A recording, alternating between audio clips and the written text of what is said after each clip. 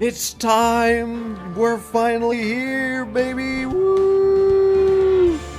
It's the finale! No crying in a corner. Only crying because Phoenix's and Edgeworth's love story is amazing. Did Phoenix get assaulted last stream? No. I don't... No. No. Oh, wait, yeah, he did. No, yes, yeah, actually, no, yeah, he did. I completely forgot he did get assaulted. Yeah, Maya hit him. You just reminded me that Maya actually hit him and it hurt him.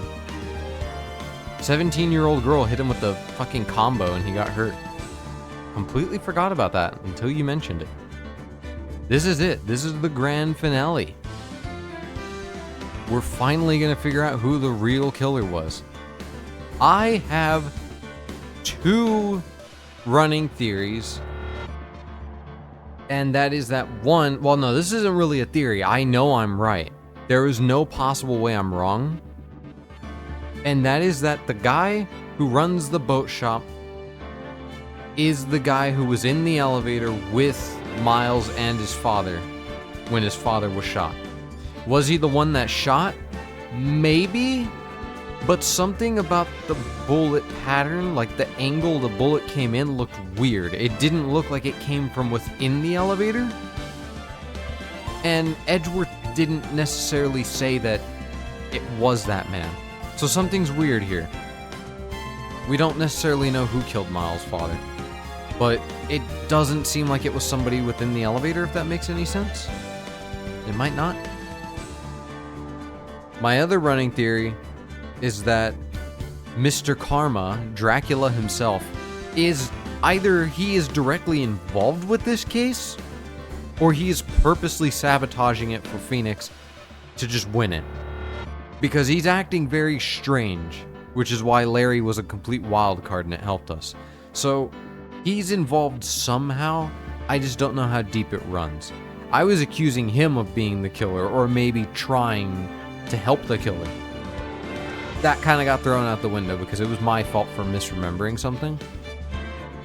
But he's involved somehow. I just don't know how he's involved. But we're going to find that out tonight. So here we go. No more waiting. It ends here.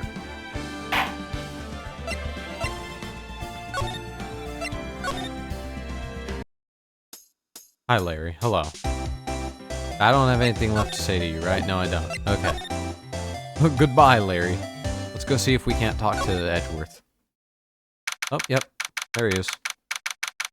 Phoenix's husband.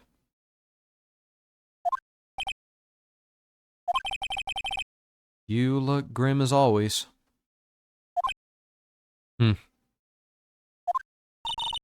Mr. Edgeworth? I heard the story about the class trial. Last trial? What do you mean? You don't remember? No, I don't. Your lunch money was stolen, wasn't it? In 3rd grade? Lunch money? Oh. Oh, right. Yes, I seem to remember something like that. Nick, I think you're the only one who really remembers. Well, it probably only really mattered to me anyway. Mr. Edgeworth, didn't you know? That trial was the reason Nick became a defense attorney. Ridiculous. Gee. Thanks. That said, it does sound like the kind of thing you'd do. You haven't changed a bit, have you, right? So simple. To a fault, even. Well, maybe yeah, but I think you changed too much, Edgeworth. Perhaps.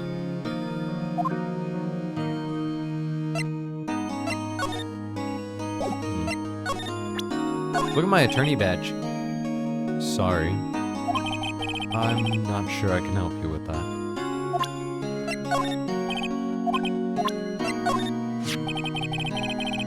What are you showing me this picture for? No reason. You know, I was impressed by your deduction in the trial today. Granted, you were at the end of your rope, but still. Nick, he noticed.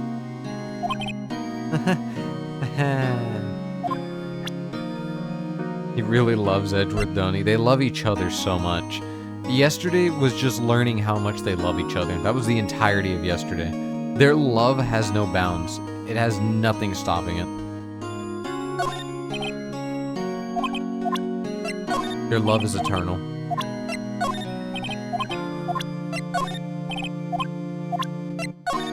You want to see my metal detector? No? Damn. What about this parrot? Damn. It was that case that changed my life. And tomorrow, on December 28th, its statute of limitations runs out. Tomorrow? Could that be a coincidence? But even if the case is finally closed on paper, it will never be erased from my memory. Never. Poor Mr. Edgeworth.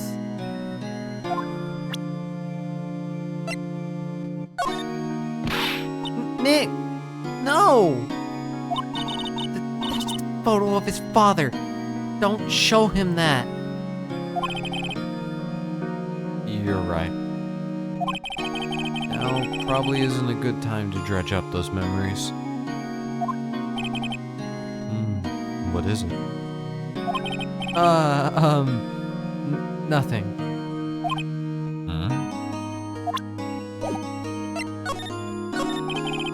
Hey, Edgeworth, why did you become a prosecutor anyway? You used to look up to your dad. You said you wanted to be a defense attorney, right? I couldn't let myself deny reality like you.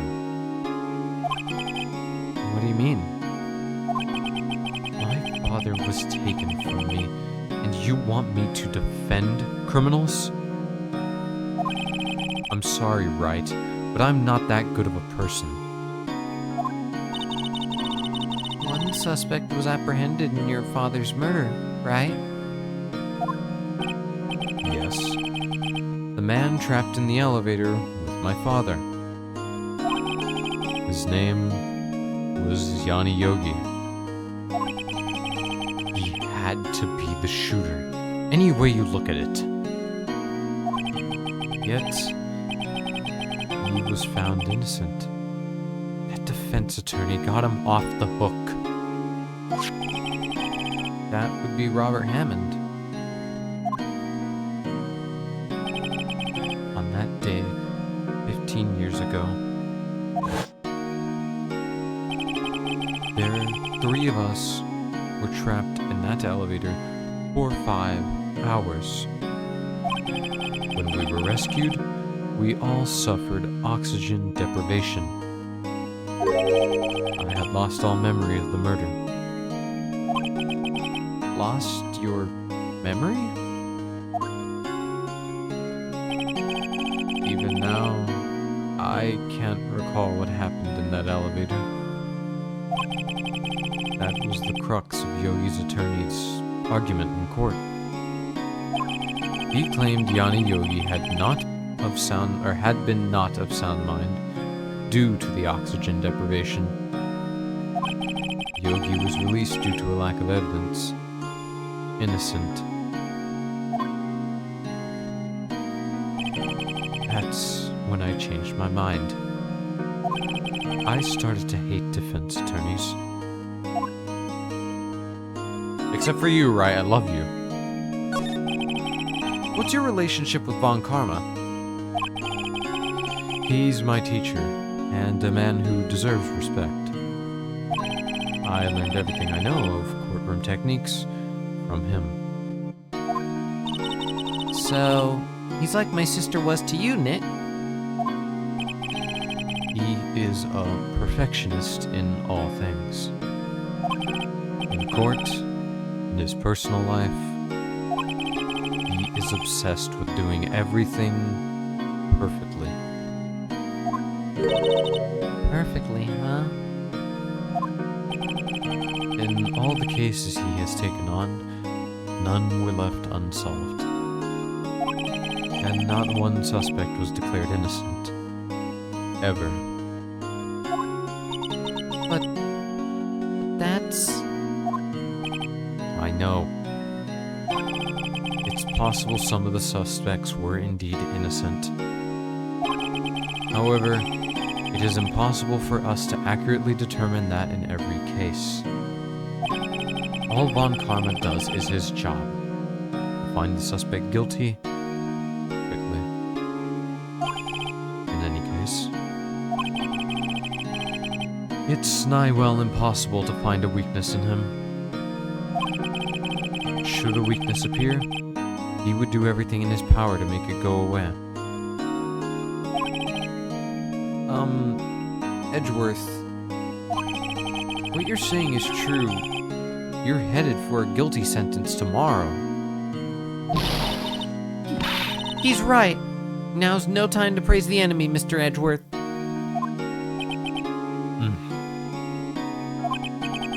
It's a strange situation in which I find myself, I'll admit. No kidding. Well, that's all we have. Let's see if Grossberg's in.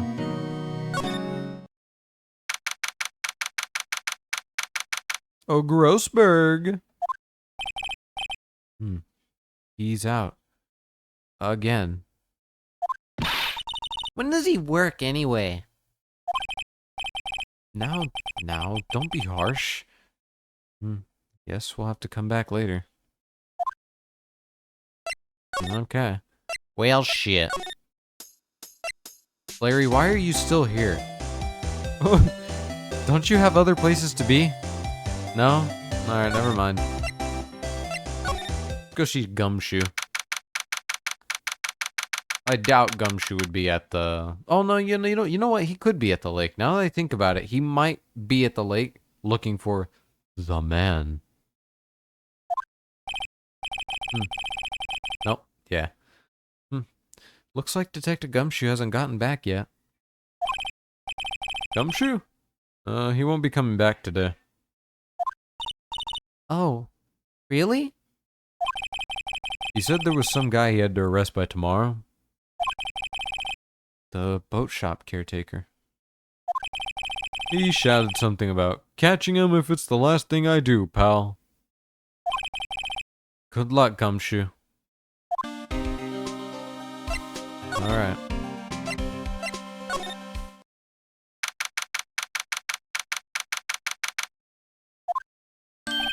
Hey, pal! I heard you were just talking about me. Long time no see. Oh, Detective Gumshoe. Close one today, huh? I got so worked up I snapped my tie in half. Sorry about that. No problem, pal. Thanks to you, we now know who really did it. You mean the boat shop caretaker? Look, I'll make you a promise. I'll have that scoundrel in my custody by trial tomorrow. Whatever. Come what may. Devil may cry. It's my duty to you as a police officer. Now, I'm off to catch me a criminal.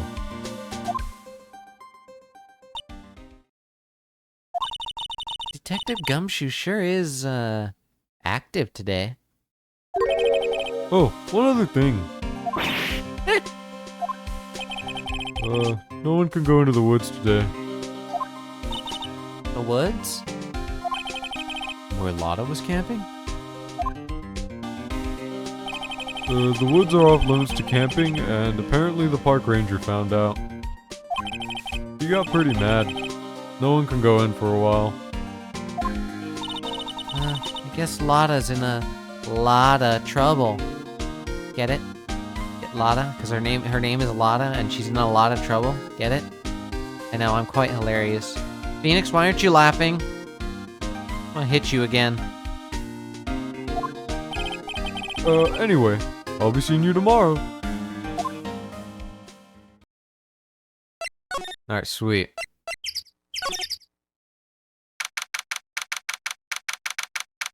Hey, Silver Samurai's gone. Huh? The steel eyesore is missing. Eyesore? Looks like the hot dog stand is closed too.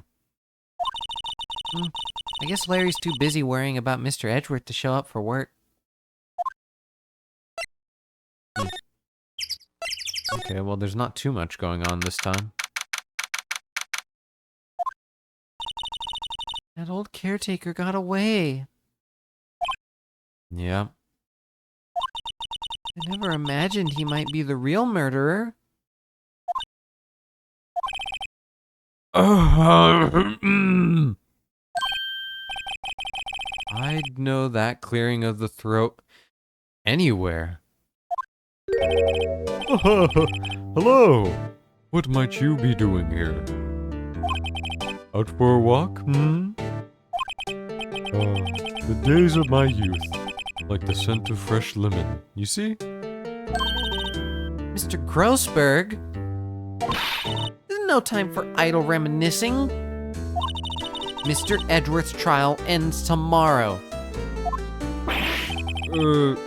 That is true, yes. But from what I saw of today's trial, Edgeworth should be fine, right? Well, I'm not so sure about that. Oh, what do you mean by that? Well, I'm not sure. If you find anything out, come by my office at once. I may be able to offer you some assistance. Thanks. I? What do you think Mr. Grossberg was doing here anyway? Who knows? Well, he does know about the DL6 incident, so he might have been checking up on this place. The caretaker must have run for the hills, huh? Yeah, looks like it. He didn't seem like a bad person.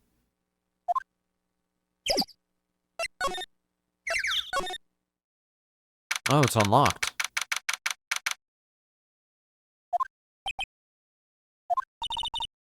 Nobody's home. Hello? Hello? Quack. Hey, it's Polly! I wonder where your owner's gone, Polly. Hello? Hello? Quack. I can't believe he'd run off and leave his poor parrot to fend for herself. Hello? Hello? Quack.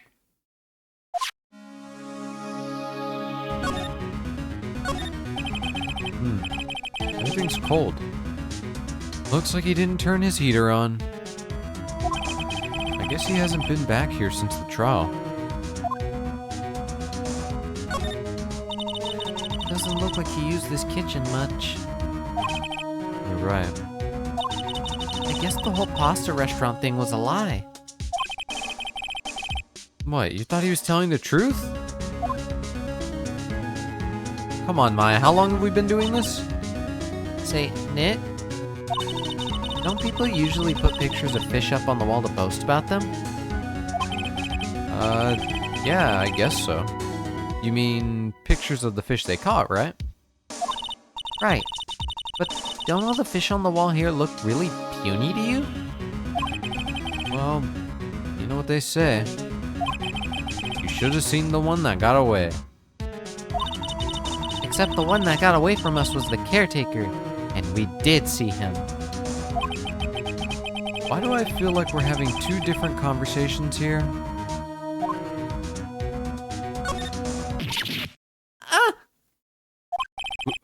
What's wrong? Fuck was that? Never mind. What? Tell me. Just when I saw the TV, I remembered. They're showing a Pink Princess special this week. Oh. See? That's why I didn't want to tell you. Fishing pole looks expensive. Maybe we should bring it to Detective Gumshoe. Don't you think the caretaker would mind? Well, we can just leave him the metal detector in exchange. Maybe we'd better not. Are we ever gonna give Gumshoe his metal detector back? Or is he gonna keep it for ourselves? I'm okay with the latter. Maybe I should take care of Polly, Knit. You probably shouldn't just kidnap her. The police know about her anyway. I'm sure they'll do something. Well, okay. Sorry, Polly. He says I can't take you. Great. Now the bird's going to hate me. Why can't we talk to Polly? I feel like talking to Polly would probably give us a few answers, given he talked about it. The detective's gonna be your mystery mousy tool. True. We're gonna beat someone with it. Someone's gonna pull a gun out and we're gonna whip out the metal detector. I don't know how Mickey says it in English, but I do in Spanish. I don't know, Mickey Mouse pulls out a Glock or something. Wait, why can't I go see him? There we go. I don't know why he didn't let me just go to the office. He's not even here. What? Wait, huh?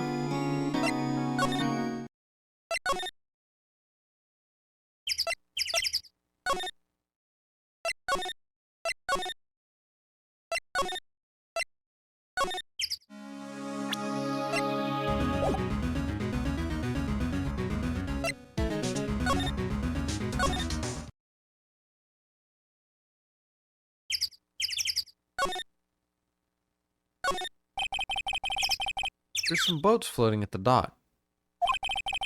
The murder took place in a boat from this dock. Apparently the police took away the actual boat that was used that night. Indeed, there's space for one more boat at the dock. There's a forest here beyond these bushes. Nick, Forrest, there's someone in there. You're right.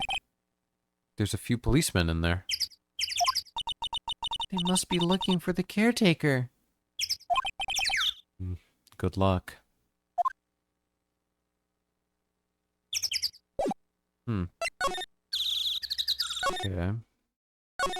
Well, there's nothing here, I doubt. Sure likes to cause problems, doesn't it? Huh? I mean, everything that happened here turned out to be a lie. Gordy was a lie, and the charges against Mr. Edgeworth were all lies. I guess you're right. I mean, I'm glad the charges were all lies, but still.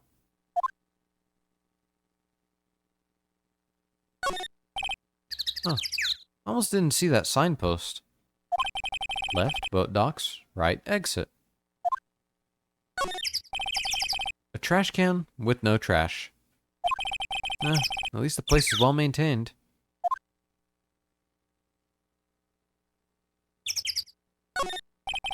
Guess Larry has today off. He was pretty happy about saving Mr. Edgeworth. True. We owe him big.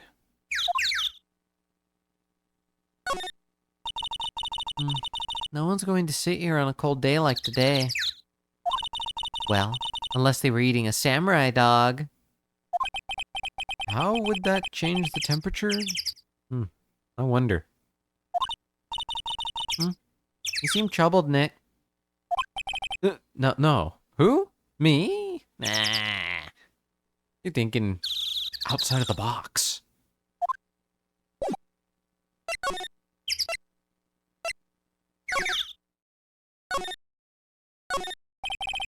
Go winter's chill from the bare leaf trees today. What is it about winter that turns people into poets? I don't know, but my toes are starting to feel numb. Yes, my poetry has that effect on some people. Okay, so there's nothing here.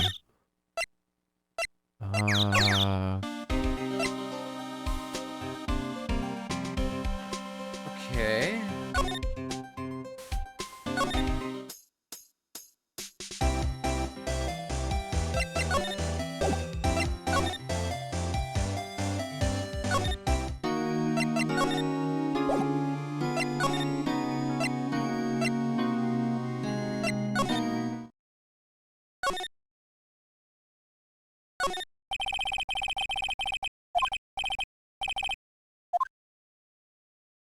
So, what am I missing?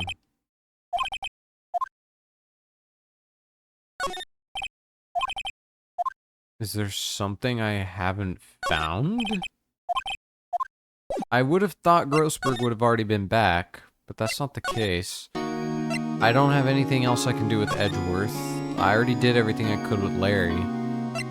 There's nothing at the lake. I doubt looking here would do anything.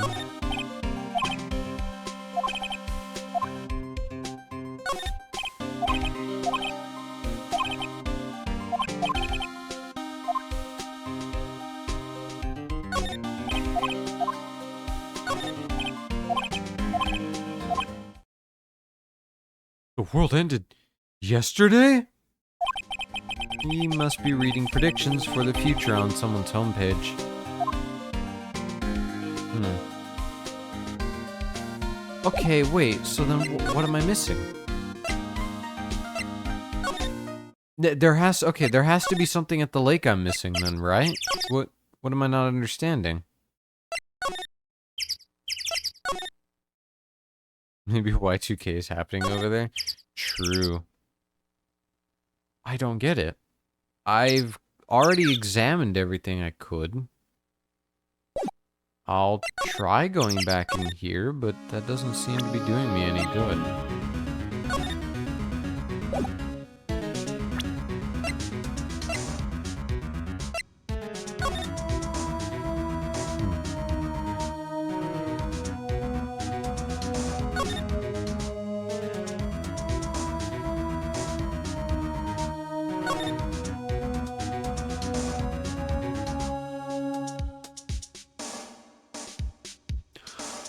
Oh, that's why he named his parrot Polly.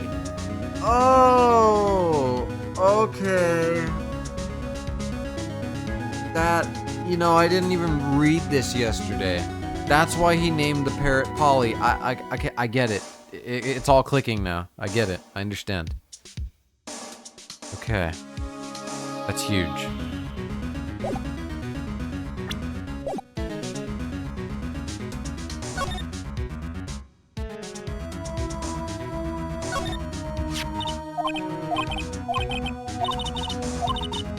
I don't know what we should be doing, because I've already looked everywhere.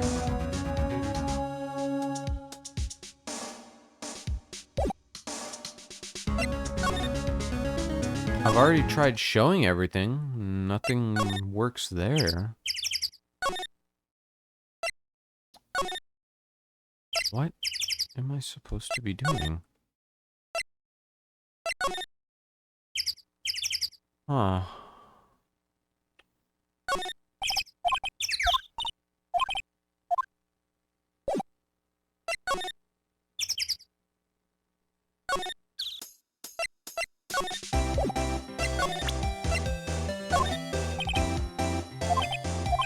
Okay, yeah, he's still not gonna say anything new. I already showed him everything.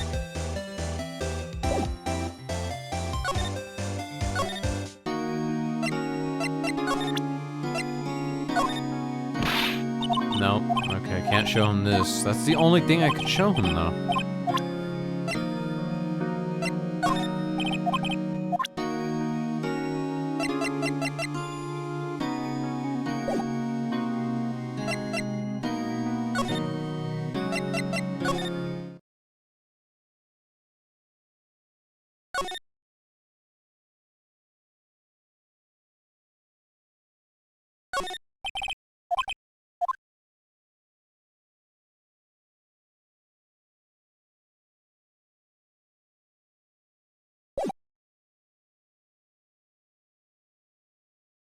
Am I a moron? What's going on? What am I missing? I could be very stupid, but am I missing something?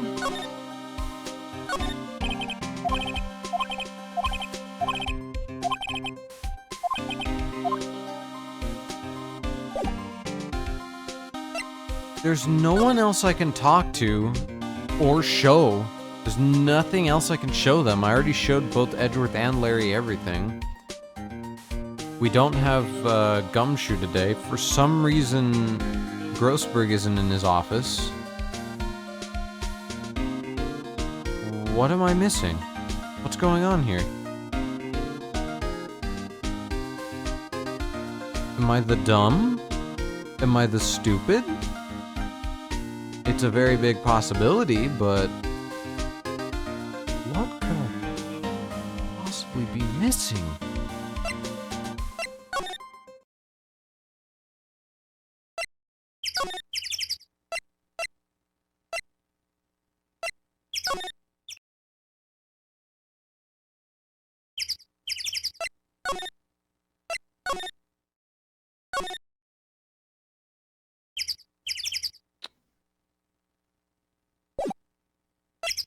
I don't get it.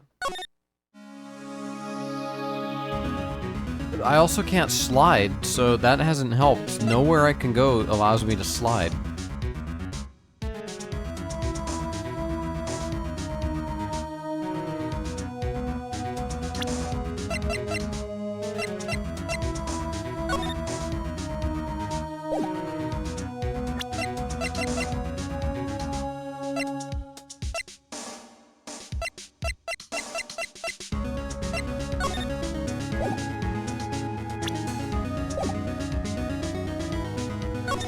I am at a loss.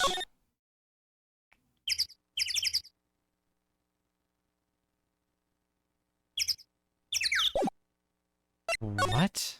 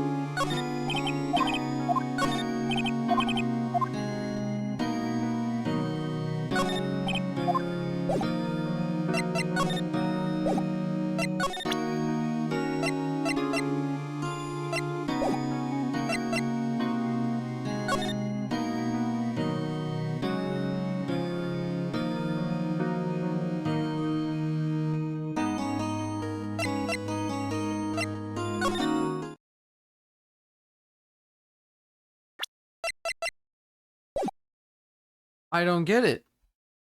Something's not adding up here. What am I missing? What is going on? I've been everywhere. I've shown everything I can. And yet I am going nowhere very fast.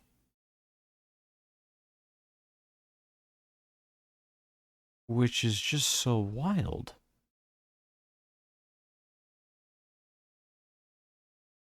What is happening? I don't get it.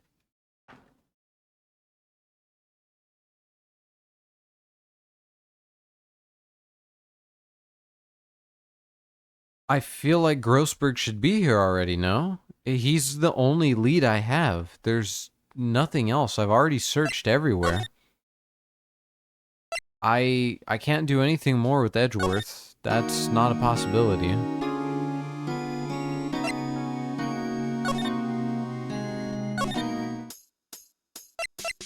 There's nothing more I can do with Larry. I already did all that yesterday. I've tried going here, and there's nothing more I can do here.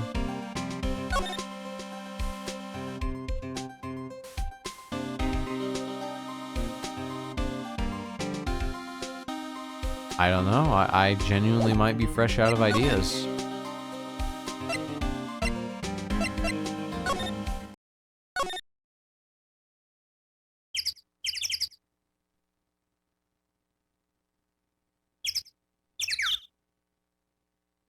Something is strange.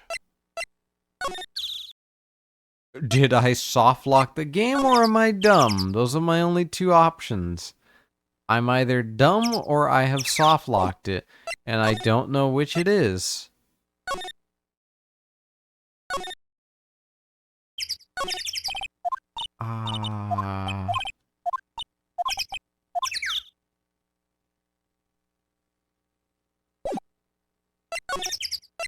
It feels like there should be something I'm able to do here. It really does. It feels like something should be...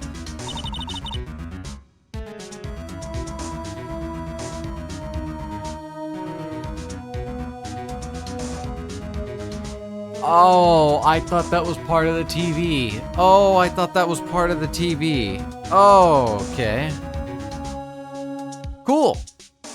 That reminds me, Nick. Holly here knows the number to the safe, right? Yeah, that's right. Holly, what's the number to the safe? 1228. Let's open it, Nick. Come on. I'm sure there isn't any money in there. But hey, he keeps it locked, right? So there must be something of value in there. I'm not so sure. Okay, Nick, let's see what's in there. I guess there might be a clue or two. The only thing here is a letter. A letter? Aww, boring. There's no name or signature on this thing. It's handwritten in very precise, clear letters.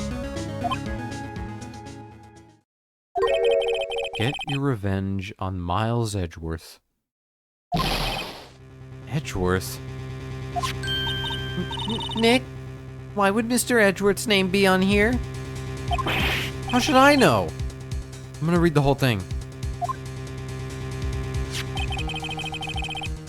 Get your revenge on Miles Edgeworth. It also says this is your last chance. Now is the time to get revenge on the two men who ruined your life.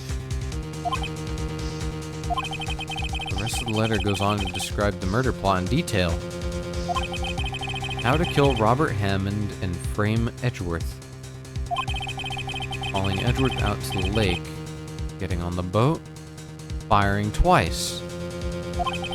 This is exactly what I figured out today in court. It's all here. Perfect detail.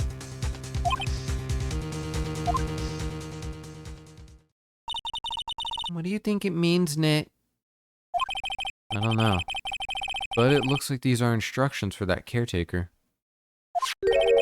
When he killed Robert Hammond and called out Edgeworth, he was following instructions.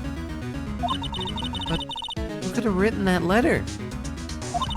And what does it mean to get revenge on Miles Edgeworth? Look, I don't know, okay? But one thing's for certain. This letter is an amazing clue.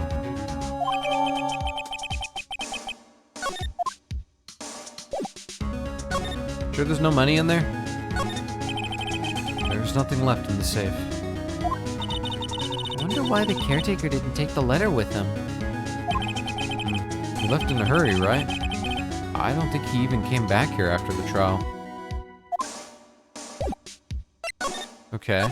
Man, so I really did. I thought that was part of the TV. I'm not joking. I looked at it and I thought it was a stereo or something. I thought it was a funky ass stereo. That's what I get. Okay, it's my fault. Hi everyone, I am an idiot. It's nice to meet you. Edgeworth, see this letter? This came out of the safe in the shack where that boat rental caretaker lives. I see. Revenge? On me? Who is that old guy anyway? I don't know. Could he be an innocent defendant who got declared guilty or something? Nice, right? But I don't remember that old man. Not at all. So, he was following this letter then? Which means there was someone else behind it. Now is the time to get revenge on the two men who ruined your life. Two men? Meaning myself and Robert Hammond? It also says, this is your last chance. Last chance? Wait. Maybe he's talking about the statute of limitations on the DL6 incident.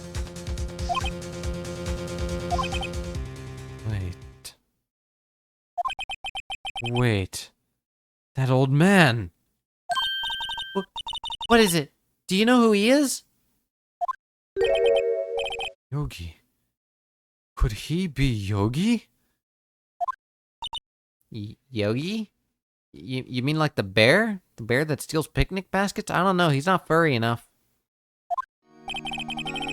The suspect in the DL6 incident. The one who was found innocent.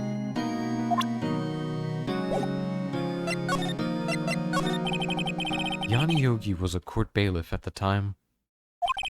We just happened to be in that elevator together 15 years ago.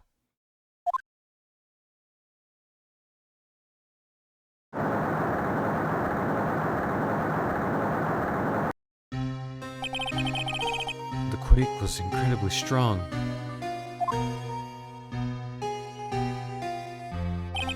Before I knew it, everything was dark.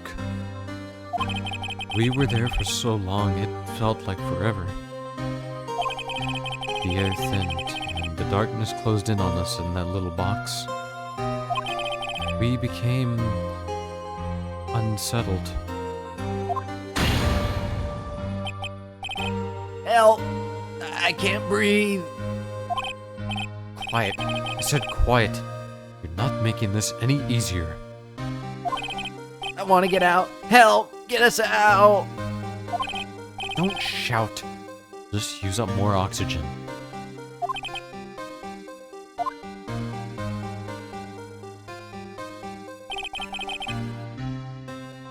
That's all I remember.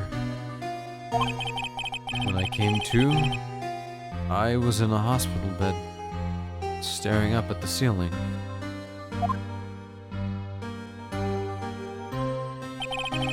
In court, Yanni Yogi's mental condition was called into question. They claimed the oxygen deprivation and stress had caused temporary insanity. In the end, the claim passed the court and Yogi was found innocent.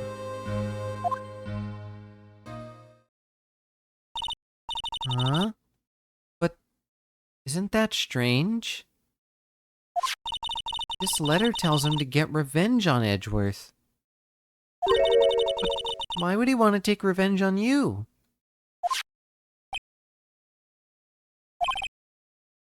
Right. Yeah? There's something that's been troubling me these last few days. I didn't know whether or not I should tell you. You mean the nightmare? It's a nightmare I've had. A memory of a crime that I committed. A crime you committed? A memory of a murder.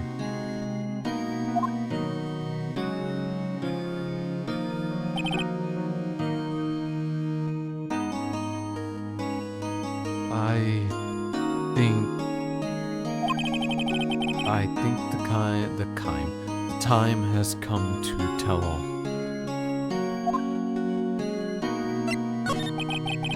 For the last 15 years, I've had the same dream almost every night. I wake up in a fearful sweat every time. What kind of dream? It's a dream about my father's killing. In the dark.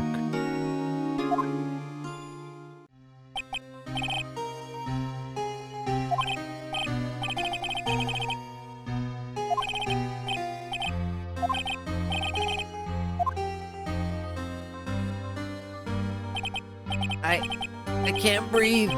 You're using up my air. What? Stop breathing my air. I'll stop you. What? What are you? Stop breathing my air. No. Father. He's attacking Father. Then I see the pistol lying by my feet.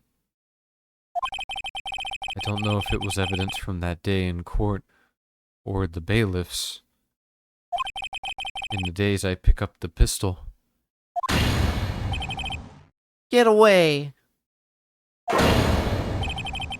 Get away from my father.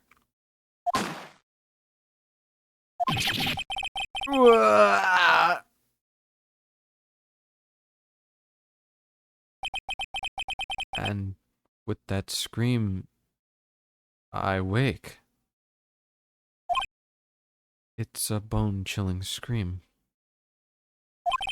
A scream that has rung in my ears for the past 15 years.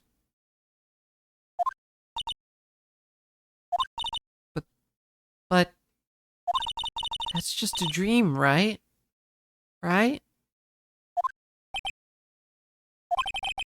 That thought is the only thing that has kept me sane for the last 15 years. But what if I'm wrong? What if it's real? They say that sometimes people shut out memories in self-defense. Maybe it was I who killed my father. What? If you think about it that way, this letter makes sense. Get your revenge on Miles Edgeworth.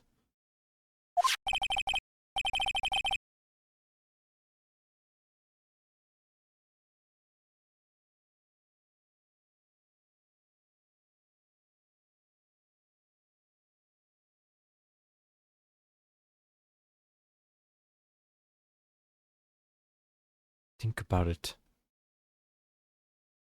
Yogi was really innocent.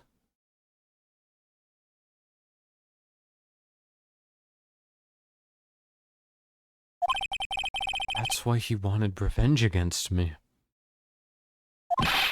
Wait, Edgeworth, you mean it was me? I was the true criminal of DL6. I shot my father. This is bad. What are we going to do, Nick? What can we do? I don't know.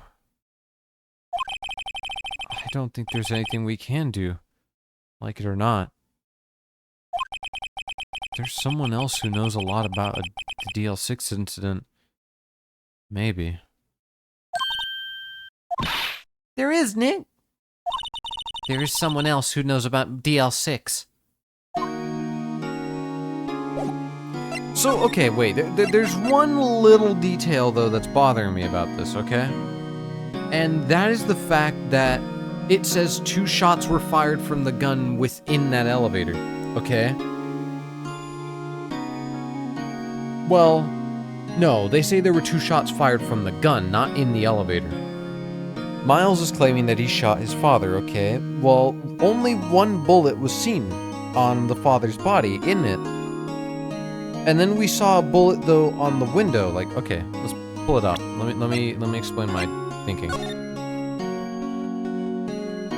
This is what doesn't make sense. There's a bullet right there on the glass in the door of the elevator. And then there's his body. There were 2 shots fired from that gun. Something isn't adding up. It's weird. Again, the only issue with this one is there's even less evidence, so I can't really work with anything here, but I don't think Miles did it. It's just weird. It is such an odd situation. But Grossberg will know something. He knows something about this incident. We just have to figure out what exactly it is. Mr. Grossberg. Oh, hello there. What's wrong? You look troubled. No kidding. I can't believe you're not.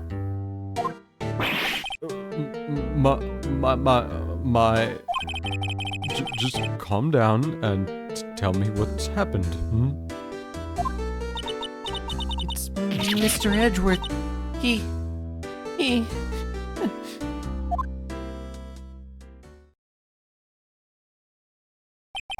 I see. So Edward dreamt he shot his own father. It's only a dream. Only a dream. I wonder. What? If that's the case, then why do you two look so troubled? Well...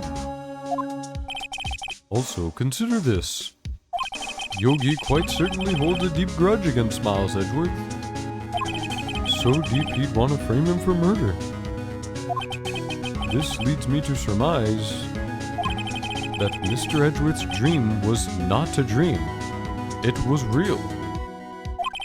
As you imagined, Miles Edgeworth threw the pistol to save his father. The pistol fired, and the deed was done.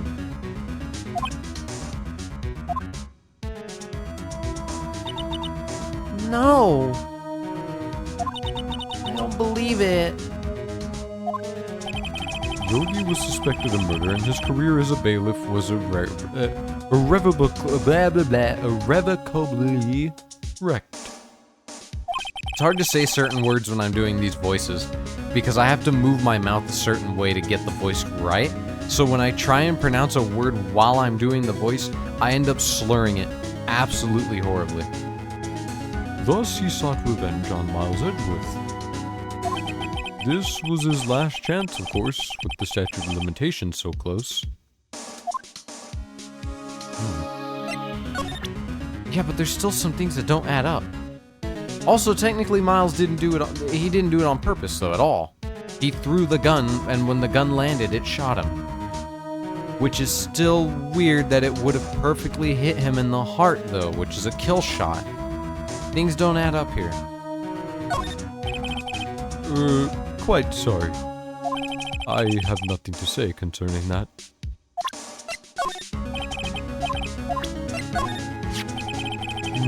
In any case, it's good that the one shooting isn't Miles.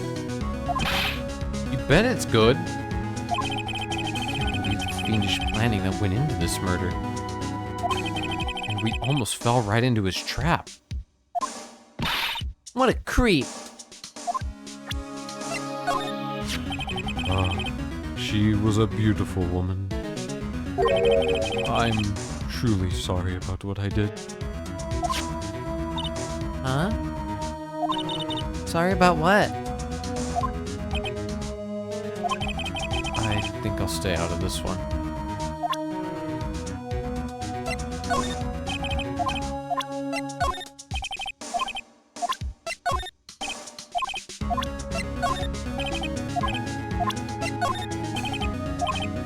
You have nothing to say about Polly the bird? How could you? This incident took place 15 years ago tomorrow. So tomorrow we'll see the completion of not one, but 2 trials. All thanks to the statute of limitations. However, I'm afraid the damage the DL6 incident has done will never be eased.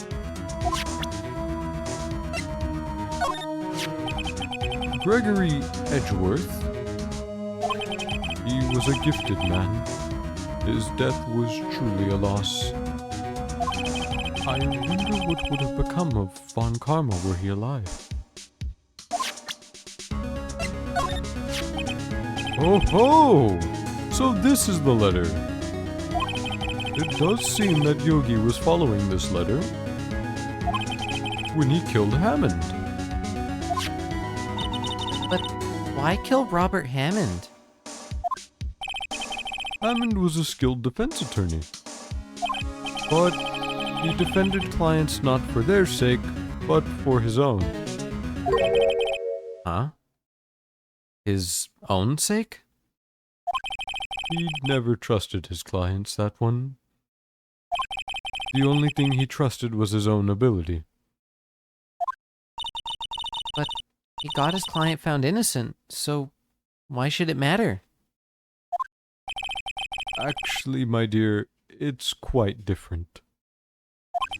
He won that innocent verdict for no one but himself. Yogi was a free man, but socially, he was ruined. Huh? You'll understand soon enough. Wait, What is it? this letter.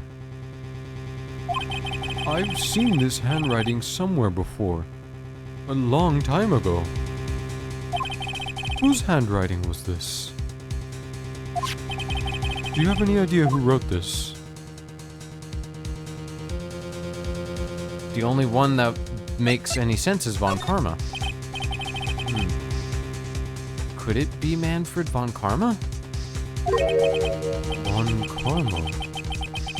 Why would he have something to do with this? Well, I'm not sure. Von Karma. Von Karma. Wait! You're right, my boy! This is Von Karma's handwriting. I'm sure of it. I used to see it all the time on court reports. What? But that means the one who told Mr. Yogi to kill was... Correct. Manfred Von Karma himself. What does this mean then? Why would Von Karma want to frame Edgeworth?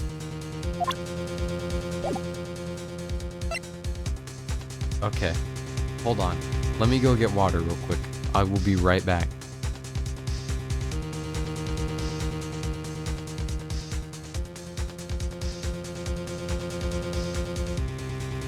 I'll explain my reasoning when I get back. Give me 1 second. I'm cooking up a storm here. I'm cooking up a storm. I'm gonna explain exactly how it's gonna go next. Give me 1 second to go. Get up. I'll be back.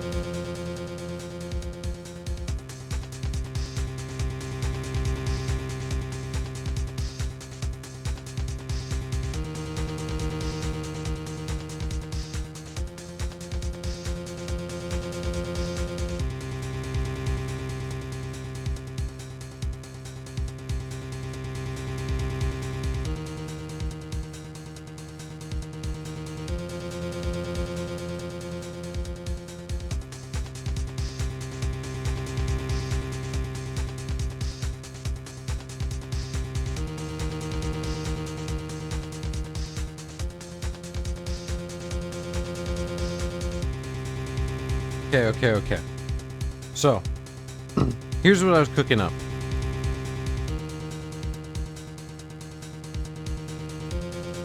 Well, okay, it's what I was cooking up last time.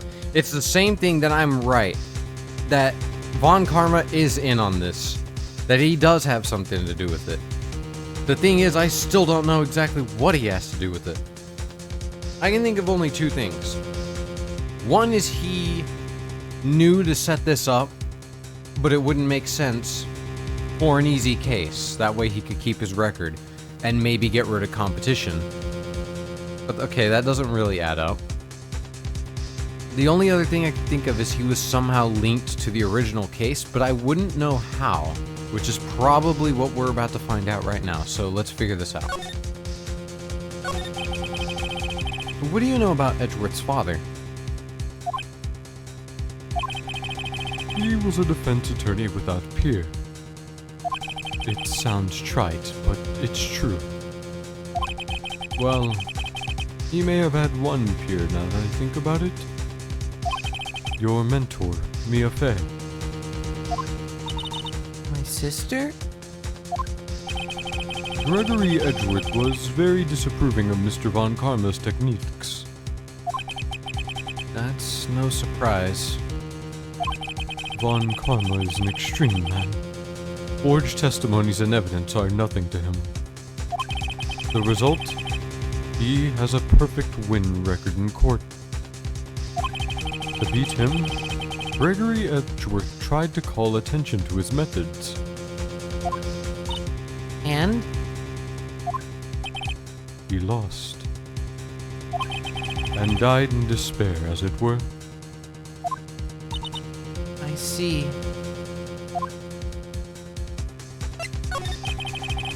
When Gregory Edgeworth was killed, the police called in a spirit medium. That was your mother, Misty Fey.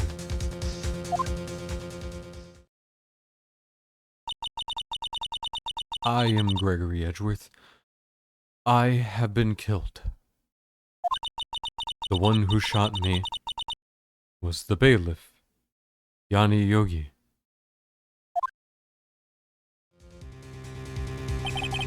Yet, Yogi was found innocent. That's when my mother left us.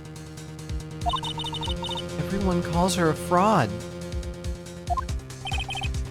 That's right. Everyone thought she was, you see. And yet, now that I think about it, it seems the one who lied was Gregory Edgeworth's ghost. Gregory Edgeworth must have known who shot him. I don't believe it. So you're saying he falsified his testimony? That Edgeworth's dad lied to protect his son? It's only a possibility, mind you. But a possibility nonetheless. If it truly was Von Karma who wrote this letter, then he would know the truth. He would know that Miles Edgeworth had accidentally killed his own father. He'll say as much tomorrow in court, I should think.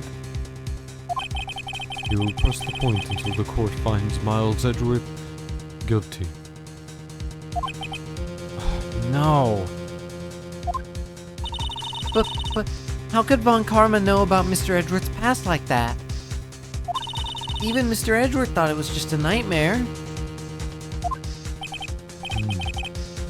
That I do not know. Yet, I do know that Von Karma is both persistent and a perfectionist. He may be seeking to satisfy a grudge against Gregory Edgeworth by hurting his son. What do you mean? It was 15 years ago. Von Karma met Gregory Edgeworth in court, and Von Karma did win. But he didn't make it through the trial unscarred.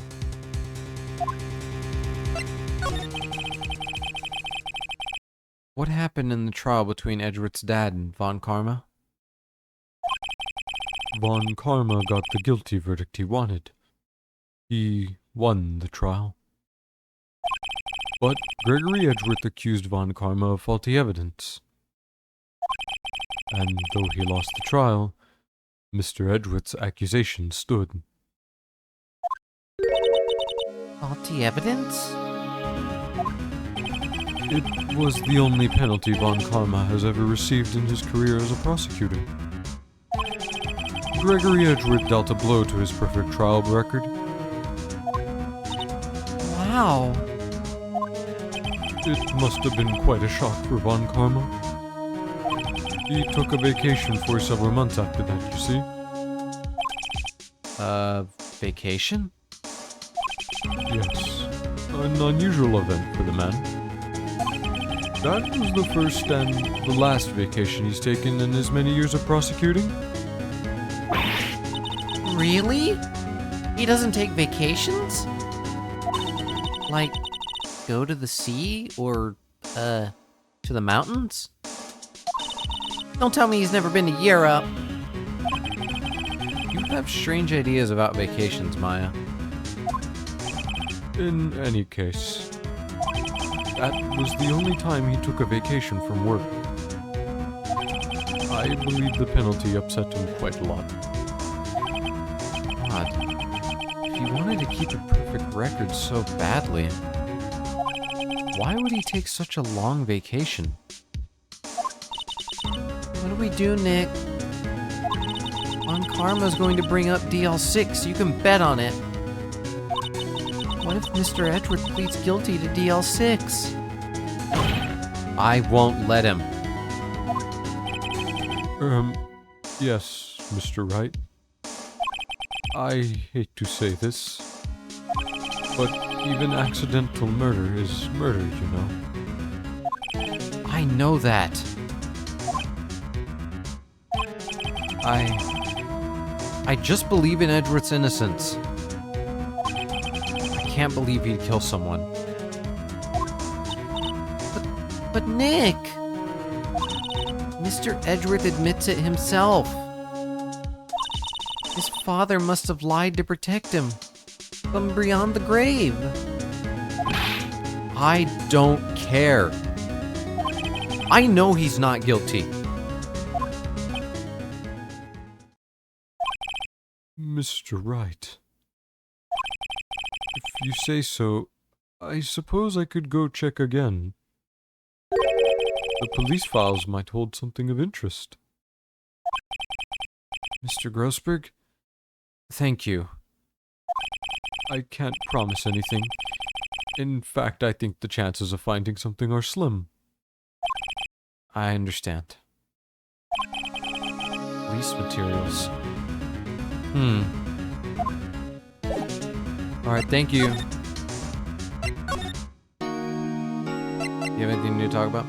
The OG Phoenix, right? It's kind of crazy hearing this, that in a way, Phoenix ended up more like Miles' father than Miles did. Phoenix ended up taking after Miles' dad, which is kind of crazy how things go. You were looking the whole time? Hey, Mara. We're learning a lot, but at the same time, it's just making things a little harder for me to piece together. The more we learn, the more I just get kind of confused. I don't know, there's a lot going on. I'm sleepy. Go to sleep then. Sleep well. Let's... Okay, can we find anything here? Gumshoe won't be back, according to them. There's hardly anyone here. Everyone must be out looking for the old guy, Yogi. Ah, it's you. I don't think Gumshoe will be coming back today. He's staying out late looking for someone. Sounds like Detective Gumshoe is pounding the pavement for real. We were wondering if we could check out the records room again. Well, now I can't have just anyone wandering around in there. But I guess Mr. Von Karma is in there now anyway. You can go in as long as he's there. On Karma? Yes. He just arrived, actually. Von Karma's in the records room. Nick, let's hurry. Von Karma, you son of a bitch, you're trying to light it all on fire.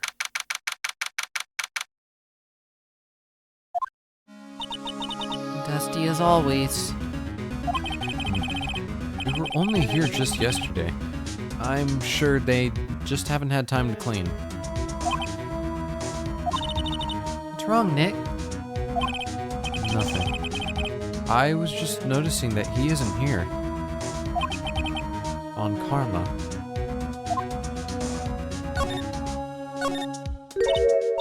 Huh? One of the drawers here is open. Someone must have been looking in it recently. The label says unsolved cases. Evidence. Unsolved cases. Nick, the file for DL6. It's completely empty. What? What are you doing in here?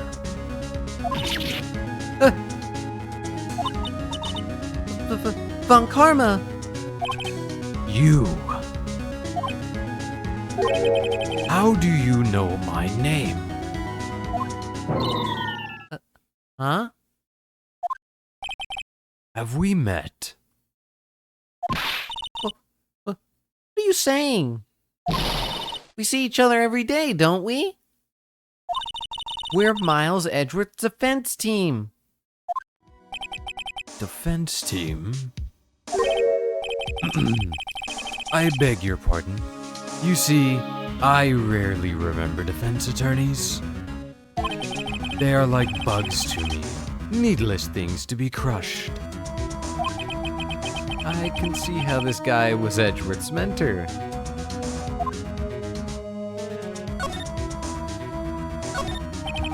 This large drawer is half open. The label on the drawer reads Unsolved Cases Evidence. All the stuff in here looks like random junk.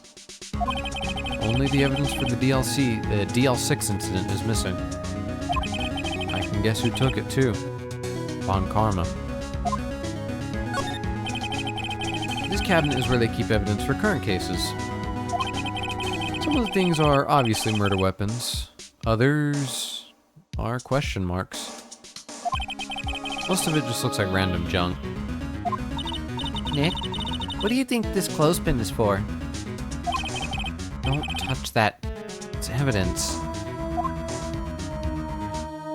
Nick, what about this loaded gun? I'm gonna point it right at you. It looks like there are files inside this glass case. The case is so dusty, I can't see what's inside. Nick, it's locked. They must keep important case files in there. There are shelves stuffed with case files in the back of the room, too. Forgotten cases, rotting away for eternity. Nick, let's get what we need and get out of here. All this dust is getting to me. Here are files of collected case reports.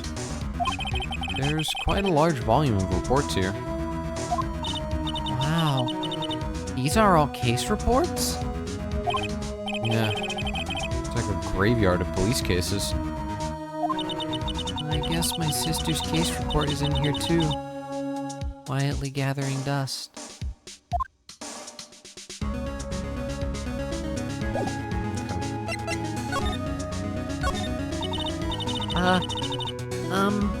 Mr. Edgeworth is your student, right? A romanticist who still can't shed the veneer of amateurism. Just like his father. Always second rate. Mr. Von Karma, you had an axe to grind with Mr. Gregory Edgeworth, didn't you? Me? A grudge against a mere defense attorney?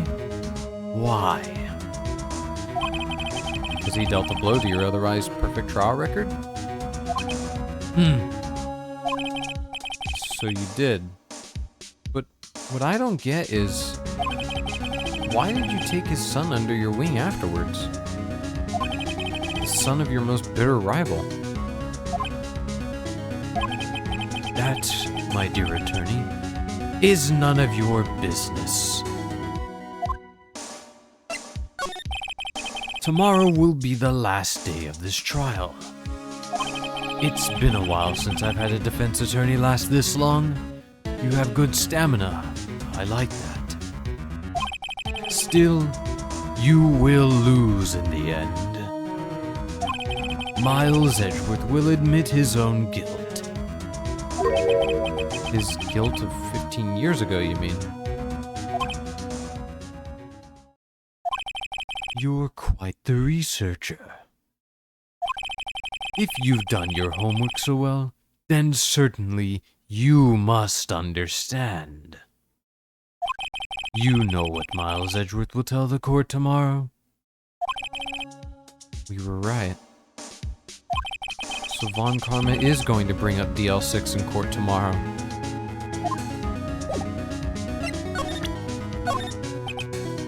Cool. You think I, a prosecutor, would give you, a defense attorney, information? Bah. Creep.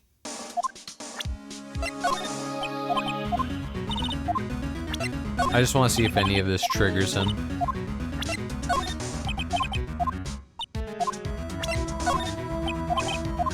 Take a look at this bullet. Looks pretty cool, doesn't it? Damn.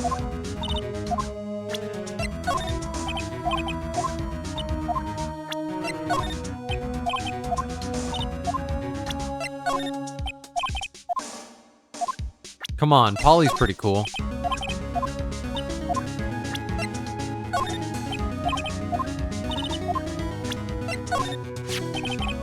Mr. Von Karma, have a look at this. This was you, wasn't it? You instructed Yanni Yogi to commit murder.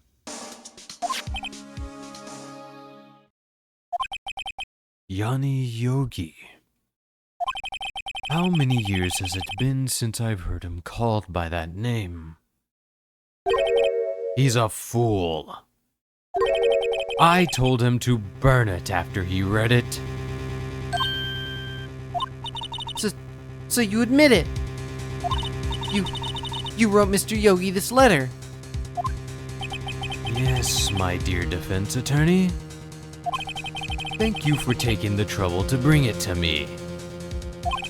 You saved me from a lot of needless hassle. What? Nick, what is that thing? A stun gun? For self-defense? Usually. Indeed. 600,000 volts will course through your body like a dog touching an electric fence. 600,000? Oh, don't worry. People don't die from it. Usually. Now, give me the letter. No! No! Whoa, what are you... Nick, run! Ah!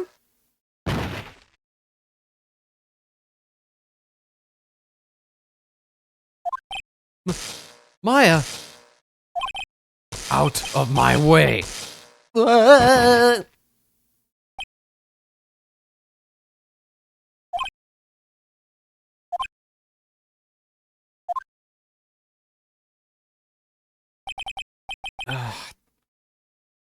He got us. The letter's gone. Of course. And he took the DL6 evidence. All of it. Back to having no clues. Wait. Maya jumped first. Maya, is she okay?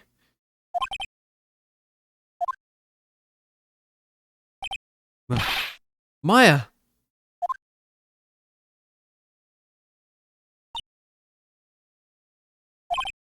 Maya, open your eyes.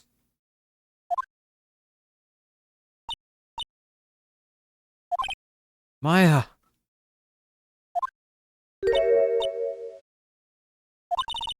A letter. Did he take it? Huh? Oh. Yeah. Are you okay?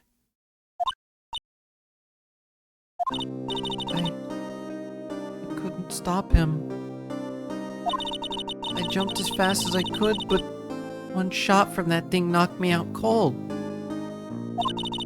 I'm useless. I'm no good as a lawyer or a medium. I can't even call my sister. Not even now, when we need her the most. I wish I hadn't woken up at all.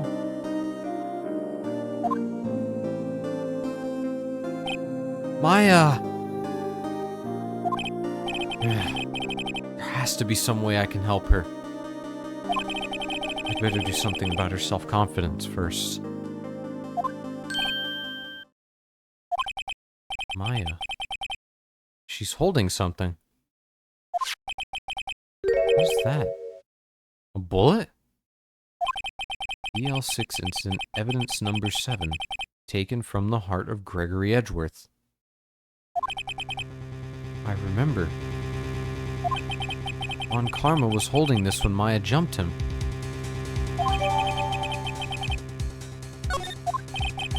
I'll prove it to you, Maya. You're most definitely not useless. I'll prove it to you in court tomorrow.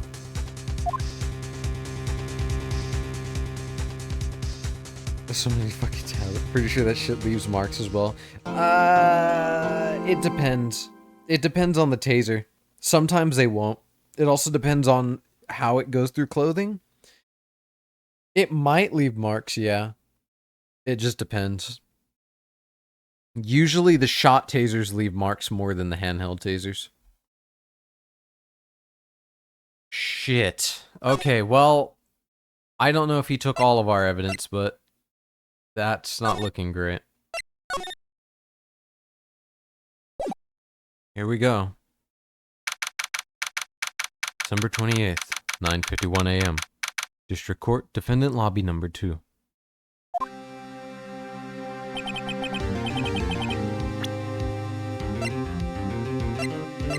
Okay, so he didn't take our case file, though. He only took the letter. Which sucks, but oh well. This is it. Judgment Day. Today, things are going to get settled at last. A lot of things. Ah! What's the big idea? Sorry, Nick. I only touched your shoulder. I guess the shock hasn't worn off from my running with the stun gun yesterday. Anyhow, today's the last day of the trial. Good luck, Nick. Yeah. Thanks, Maya. Edgeworth is looking glum as always. I hope Von Karma doesn't push him too hard. What? What are you doing? Sorry. I'm sorry. I just thought I'd cheer you up with the pat on the back. You're Electro now. Good luck. Maybe you should go outside and discharge? Right. Good idea. Try not to electrocute anyone on your way out. Whoa, yeah, pal!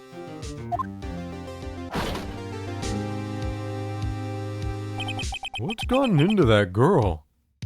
A lot of electricity. Detective Gumshoe. Morning, Mr. Edgeworth. Good morning. How did it go, Detective? Have no fear. As promised, I've captured our runaway caretaker. I just brought him in. Took all night, pal. Thanks, Detective Gumshoe. You must be tired.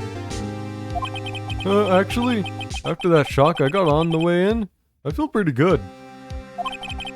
Yogi says he's forgotten his own name. That has to be a lie.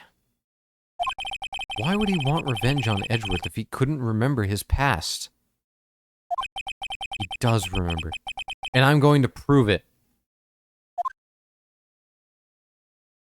Here we go. The grand finale. It's time to beat somebody. In court! And physically. Oh, Maya, are you still Electro? If so, can you, fry Von Karma? Court is now in session for the trial of Miles Edgeworth. The defense is ready, Your Honor. The prosecution is ready. Right. Very well. We have reached the final day of our proceedings in this trial. I ask that the prosecution submit decisive evidence. Understood. Come on. Don't be awed into silence by every little thing he says. Very well. Mr. Von Karma, your opening statement. Right. Thanks to Detective Gumshoe's efforts, the boat rental shop caretaker has been arrested. In yesterday's trial, the defense asserted that the caretaker was the murderer. However, the caretaker has yet to confirm this. I would like to ask the defense to cross-examine him as much as necessary. Very well. Please bring the witness into the courtroom.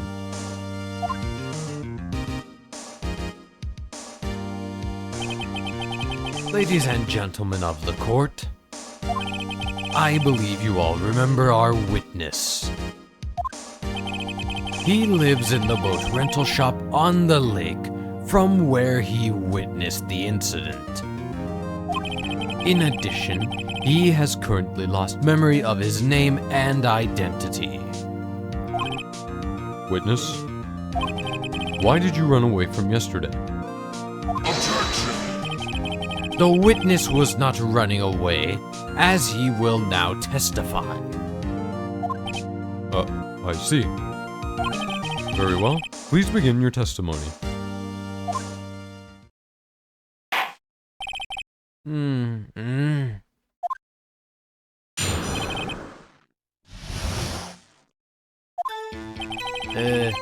I'm really sorry about just leaving yesterday like I did.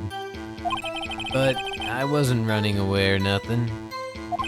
I, went to buy some food for Polly, see? I figured I got nothing to do with this incident anyhow. I mean, I need one of those motive things, right? And I don't got one. So my testimony yesterday stands as is.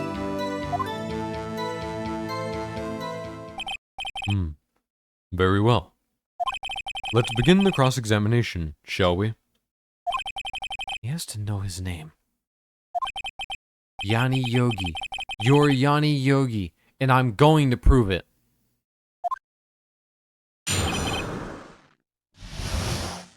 First off, let's start pressing him a little bit. I'd call what you did running away and not just leaving. You heard Larry's testimony and realized you were in danger.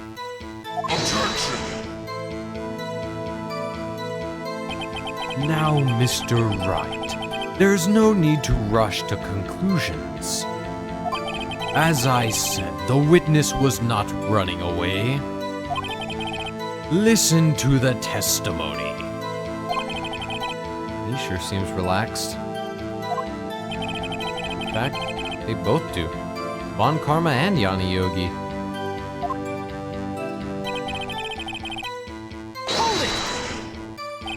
Then why did you leave? Objection! He's just about to say why, you impatient bitch. Is it so hard for you to just quietly listen when someone is talking? If I sat quietly, Edgeworth would be guilty in 3 minutes.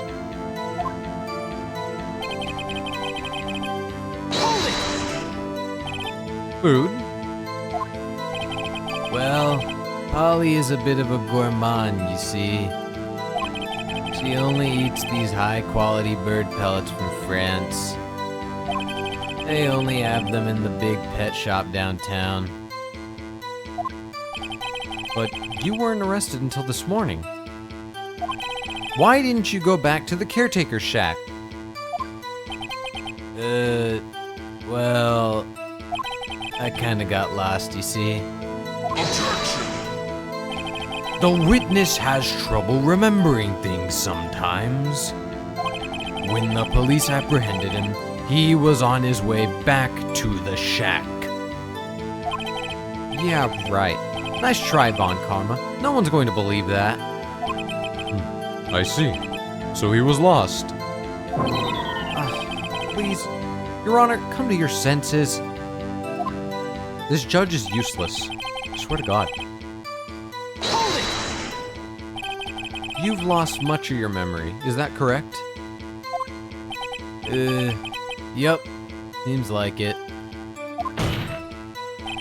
Then how could you know that you didn't have anything to do with this incident?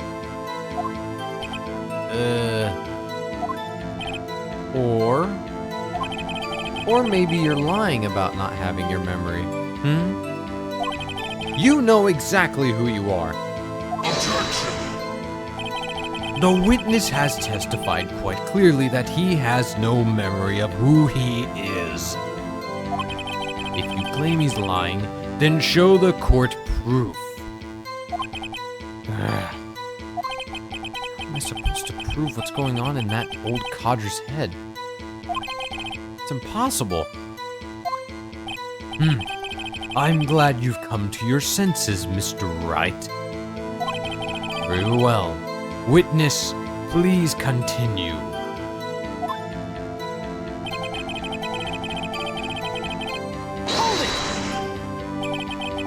How can you say you had no motive? I say you do. You had a grudge against Edgeworth and the victim, Robert Hammond. That's why you took revenge on them, right? Objection! Please don't make me repeat myself, Mr. Wright. This witness has no memory of anything beyond several years ago. He can't hold a grudge. It's impossible. I have to prove he's lying about his memory. Otherwise, it's going to be the same thing over and over until the trial ends. Might I say something, Mr. Wright? Yes. Yes, Your Honor? You've been saying the same thing now over and over. You've been calling the witness's memory of the past or lack thereof into question. But does this really have anything to do with the current case? Of course, Your Honor. The witness has said he has nothing to do with this case and no motive. Both of these statements are lies.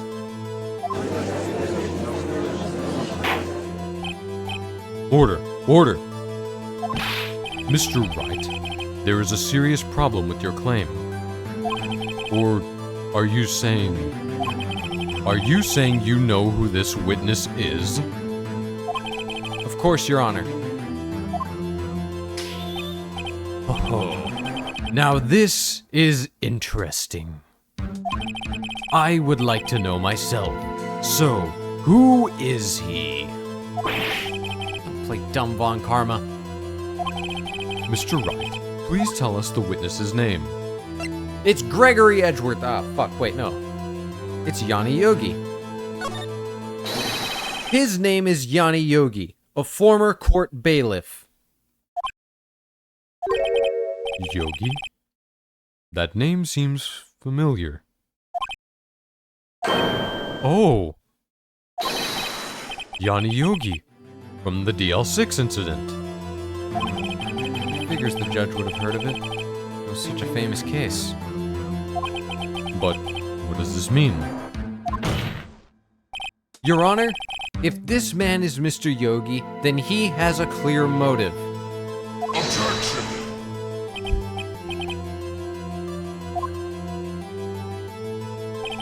Jumping to conclusions again, Mr. Wright. This man, this witness, is Yanni Yogi. Fascinating. However, how do you propose to prove this to the court? This is a court of law, as you may recall. You need proof. And allow me to repeat once more that the witness has lost his memory. This is it. I have to do this now. If I can't prove he's Yogi right here, right now, then I've got nowhere else to go. Nick, how are you going to prove it? How can you prove he's Yanni Yogi? It's okay. It's actually quite simple. Your Honor, please take this man's fingerprints. Then we'll compare them to the fingerprints on file for Yanni Yogi 15 years ago. I see. That makes sense. Huh? I'm so very, very sorry, Mr. Wright. But why? The witness has no fingerprints. What? What? No fingerprints? You see, before I worked as a caretaker, I worked at a chemical plant. I burned my fingers working with the stuff. Yup. What? Yogi, you sneak. You burned your fingerprints off to hide your past. Well, if the witness has no fingerprints, I guess we will not be able to prove his identity. Oh. Well, what will you do, Mr. Wright?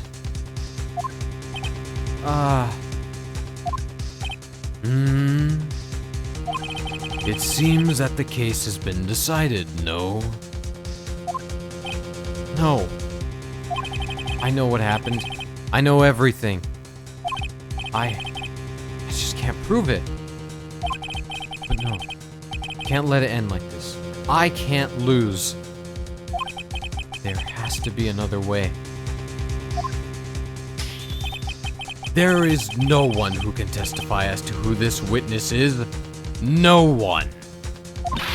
Nick, what are we gonna do? Didn't even consider that he might have erased his fingerprints. What do I do? Well, Mr. Wright, perhaps you'd like to cross-examine his parrot for a little comic relief. Yeah, very funny. You're a sore winner, Von Karma. Wait a second. Cross-examine his parrot? What is it, Nick? No. You're not going to... Your Honor? Guess fucking what?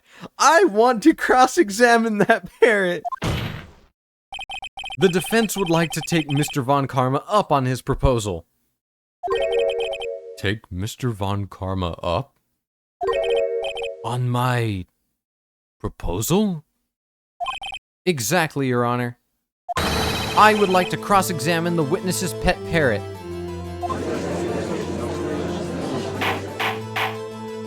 Order! Order! Well, what do you think, Mr. Von Karma? Need you even ask? This is a farce. I object. Objection! Wait a second. You were the one who suggested I cross-examine the parrot Von Karma. I have a right to do as you suggested.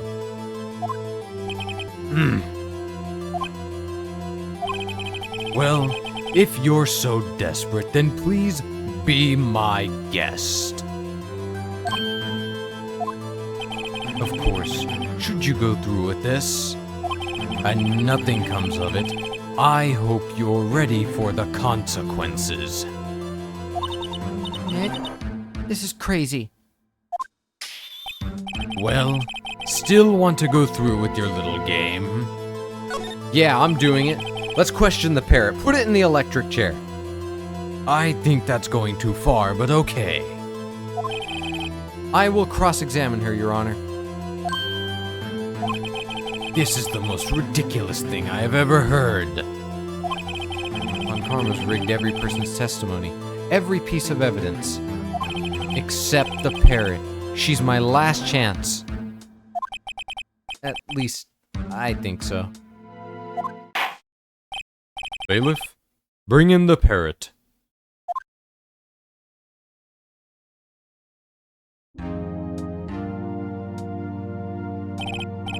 That's quite a bird.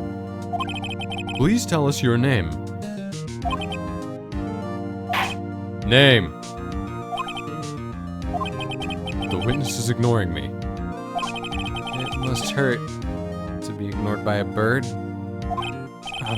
Very well. Witness? Who is your owner? Please, testify for us. Okay, I'm finally finished. Now you get to learn everything about this parrot. Hello, hello. Quack.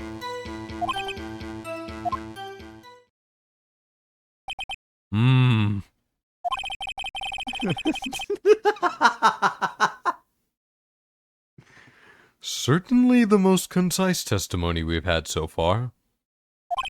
Very well. Begin your cross-examination. Right. What are you going to do, Nick? I don't know. What do we do, Maya?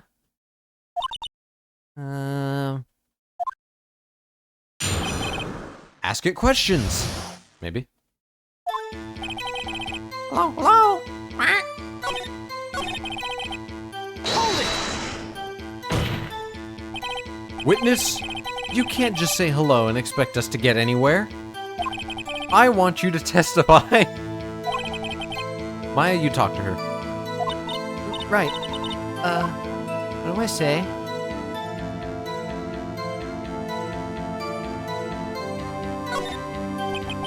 As I recall, 2 days ago, Polly? Polly, have we forgotten something? Quack. Remember the Alamo. I mean, don't forget the L6. Quack. if I can get Polly to say that here, that will prove that the caretaker had something to do with DL6. Polly, have we forgotten something? Hello, hello. Quack. That's not what you're supposed to say. Forgot something. We forgot. Hello, hello. Quack. Uh-oh. It's not working, Nick. She won't say it. This is ridiculous. Why won't she say it? Something the matter, Mr. Wright? Wait. Don't tell me Von Karma expected this. He couldn't have retrained the parrot, could he? Did he train her not to respond when we asked if we'd forgotten anything? Hold it. Witness, fuck you. Maybe I should get her to say her name? Polly, Polly, what's your name? Polly, Polly. Quack. Mr. Wright, I think we've established that this parrot is named Polly. Does this have anything to do with her owner's identity? Oh, wait, yes it does. Yes it does. Ha. Fascinating. You claim that the parrot's name will prove her owner's identity. Then show us this proof. Nick, don't you think you're taking the bluffing a little too far? Listen, we're not here to answer the question of who is the caretaker. We're here to prove that he is Yanni Yogi. All we have to do is tie the name Polly to Yogi. Your Honor, the proof that the parrot's name reveals the caretaker's identity is... This is what I looked at earlier. It is right here. Polly Jenkins. The DL6 case file? Objection! That's quite a large file you have there. Which page is this proof on, then? Show us, or stop wasting our time. Very well. Mr. Wright, please show us the page. Where in this file is the information connected to this parrot's name? Okay, I only know the pages by number. Let me actually double check. Suspect data. There we go. It's on the suspect data page. This page has all the information about Yanni Yogi. Right after he was arrested, his fiancée committed suicide. See? Indeed, it does say that, yes. What was his fiancée's name? Polly Jenkins. Polly. Exactly, Your Honor. He wanted to remember the name of his fiancée who had committed suicide. That's why he named his parrot after her. I see. I guess that is possible. Objection! Bah, a mere coincidence, that's all. My granddaughter has a dog she calls Phoenix. Oh shit, you two have a weird, fucked up relationship. God damn it, Phoenix, what is wrong with you, you creep? Well, Mr. Phoenix Wright, does this make you my granddaughter's fiancé? She's only 7 years old. Indeed. Alone, it is a little weak for evidence in a murder trial. We would need some other corroborating evidence. How am I gonna find that? Nick, we're getting closer. One more. If we can just get one more piece of evidence. Right. What? Very well, witness. You may continue.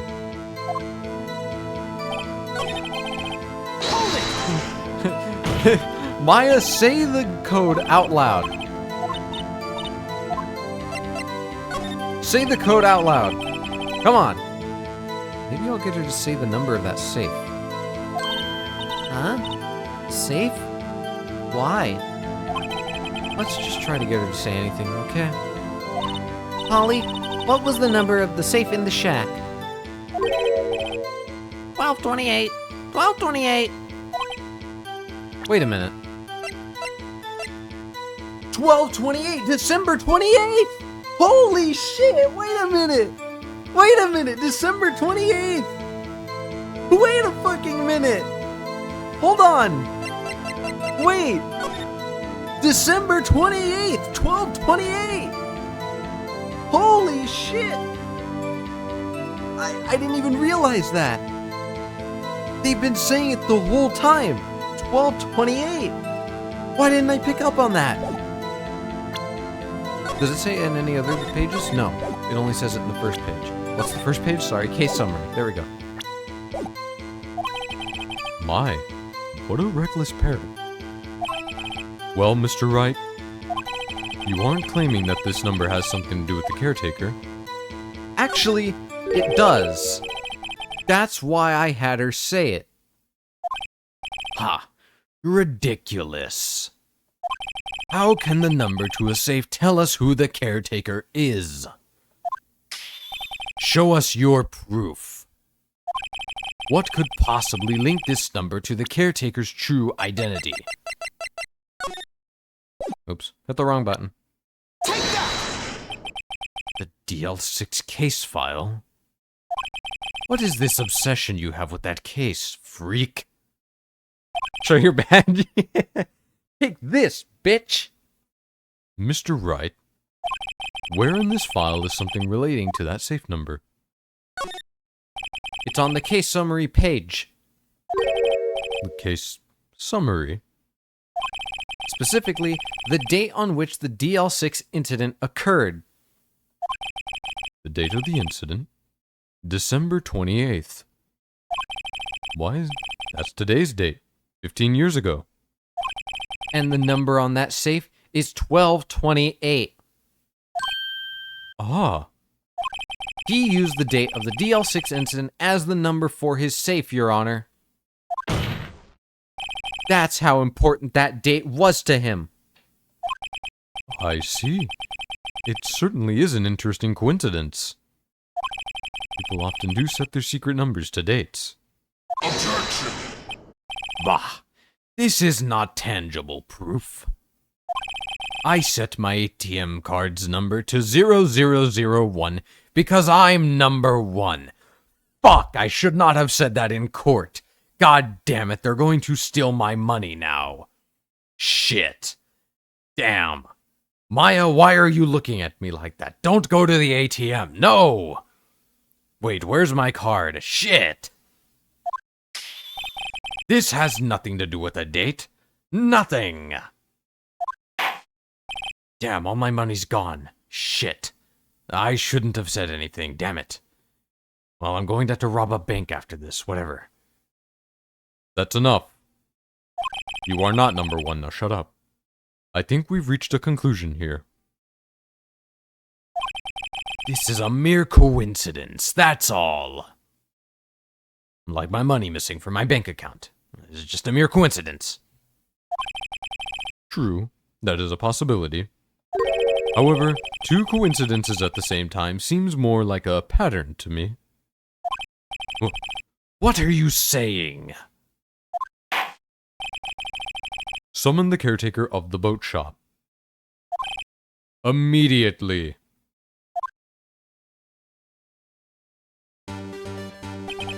Witness, tell us your name. Objection! Wait! This witness, he doesn't remember. No, it's okay. Oh! He's standing straight up! What the fuck? He locked in! Holy shit! Man, he fixed his posture and everything. This man is straight up scowling at us. He is done. He's no longer playing around. He's locked in. I've accomplished what I wanted to do. I'm done. Nick, he looks totally different. This is the real Yogi, I think. Finally. He's been acting feeble to hide his true identity. Acting for 15 years. Well, let me ask you again. Please state your name for the court. My name is Yanni Yogi. 15 years ago, I served as a bailiff in this very court.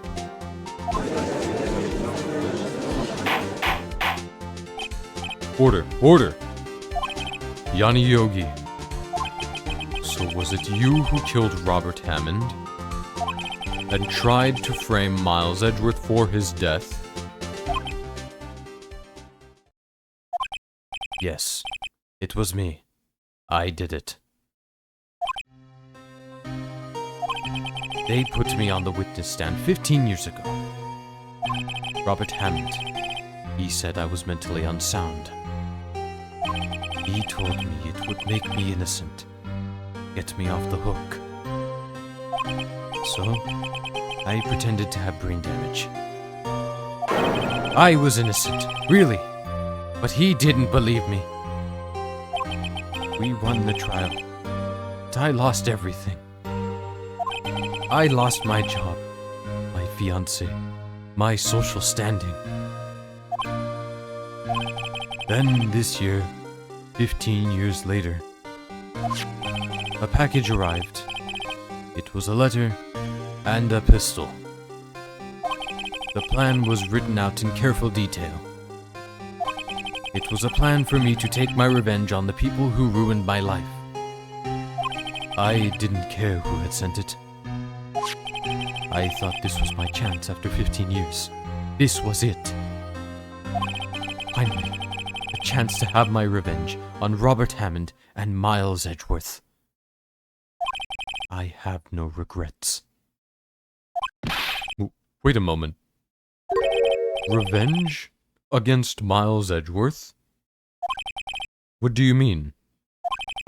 I'm not at liberty to speak on that matter. Why don't you ask Mr. Edgeworth yourself?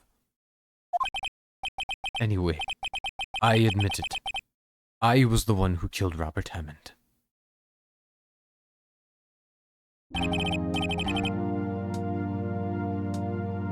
Von Karma? Where is Mr. Yogi? Under arrest, Your Honor. I saw no room for error in his confession. Then the defendant, Miles Edgeworth, is innocent. In this case, at least. I got it. You fucking shot his father. You did it. I don't know how, but I'm gonna prove it. I know it was you. I know it was you. Very well. Will the defendant please take the stand? I don't know how, but I'm gonna figure it out. You somehow did it. You are framing Miles. I know it. Somehow, I know it. We just have to figure it out. There are a few mysteries left unsolved. Still, you are cleared of suspicion for this particular case. So, I would like to pass judgment on the murder of Mr. Robert Hammond. Any objections?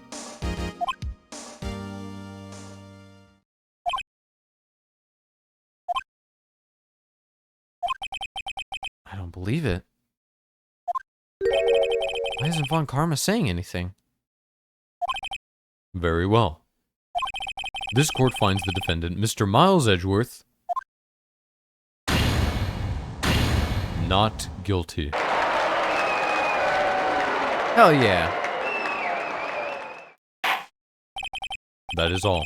This court is adjourned. Objection. Objection! There it is. Did someone just say objection? It wasn't Von Karma. Wait. But that means... No. Edgeworth? Your Honor, I object to your judgment. what do you mean? I'm not innocent at all. As we have heard, Yanni Yogi killed Robert Hammond in revenge. But revenge for what? Nick? Edgeworth is trying to confess. He's going to say he's guilty. He's going to tell them he was the murderer in the DL6 incident. He's going to tell them he killed his own dad. Uh-oh. What do I do? Objection! The judgment has already been passed. I object to Edgeworth's outburst. Objection! Didn't something like this happen yesterday, too? I believe a certain witness raised an objection after a guilty verdict was passed. That would be Larry. We must hear this new statement. We must hear Miles Edgeworth. He's right. We have a duty to hear Mr. Edgeworth out.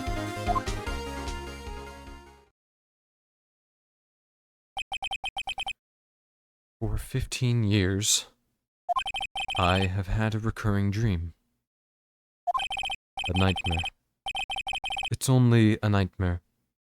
That's what I told myself. But now I know it wasn't a dream. Yanni Yogi wasn't the killer. You mean in the incident where your father died? From the distance of the shot, it wasn't suicide either. Everything was clear as day. The murderer, the criminal in the DL6 incident. It was me. Your Honor, I confess my guilt. I am guilty for DL6, the statute of limitations of which ends today.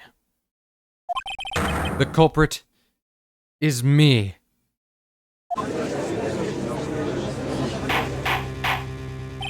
Order! Order! This is certainly unexpected.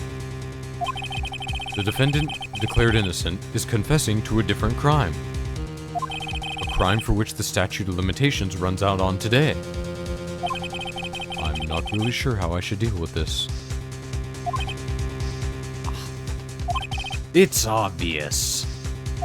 We hold a trial right here, right now.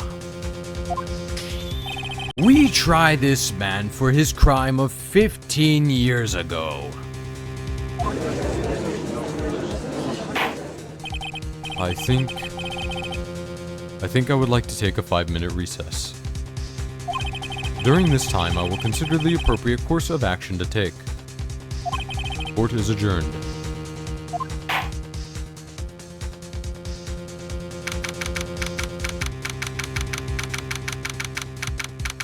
December 28th, 2:24 p.m.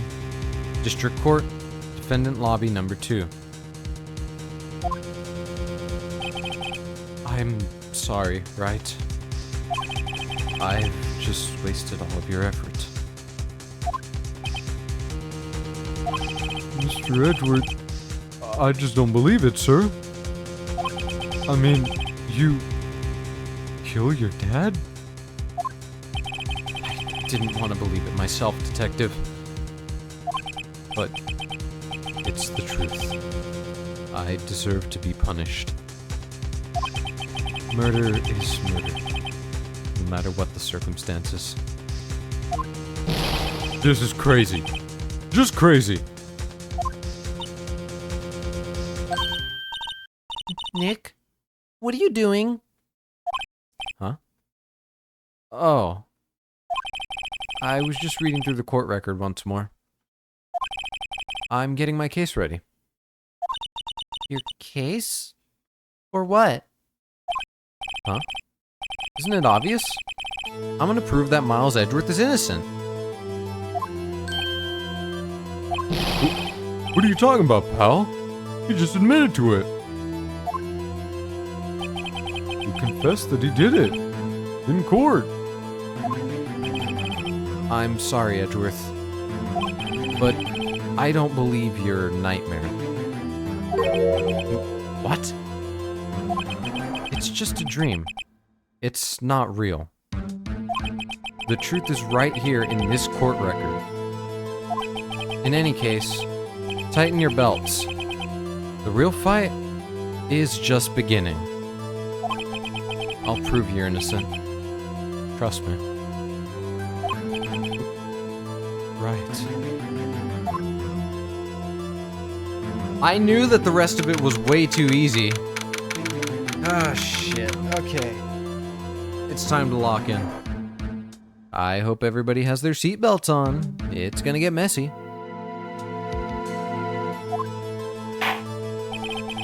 Now then, I would like to resume our trial. Judge, Miles Edgeworth has admitted his own guilt. He has confessed his crime. Let us begin by hearing his testimony. Then, though pointless, let the defense do their cross-examining.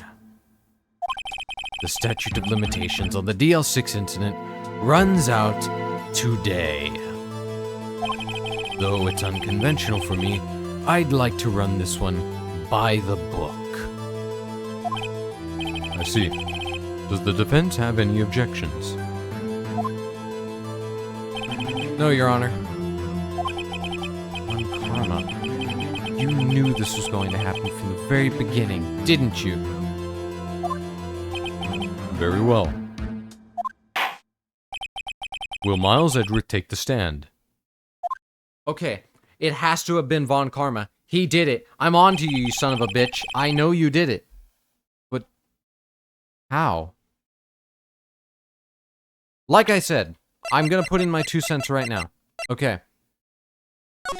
There is a bullet hole on the glass of the door, meaning there's only 2 ways this would have happened, but this is not how it happened. Let me tell you why.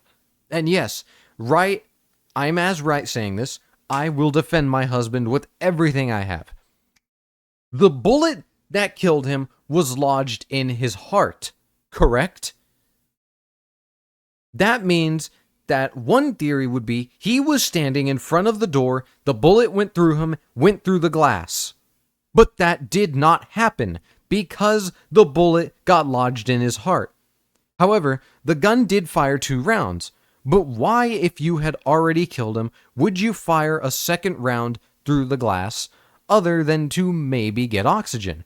But given they were trapped, they don't know where they were trapped. Now, here's another theory.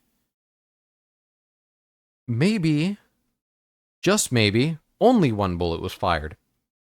That bullet would have been fired from the outside through the glass into his heart where it would have gotten lodged, meaning it was not somebody in the elevator.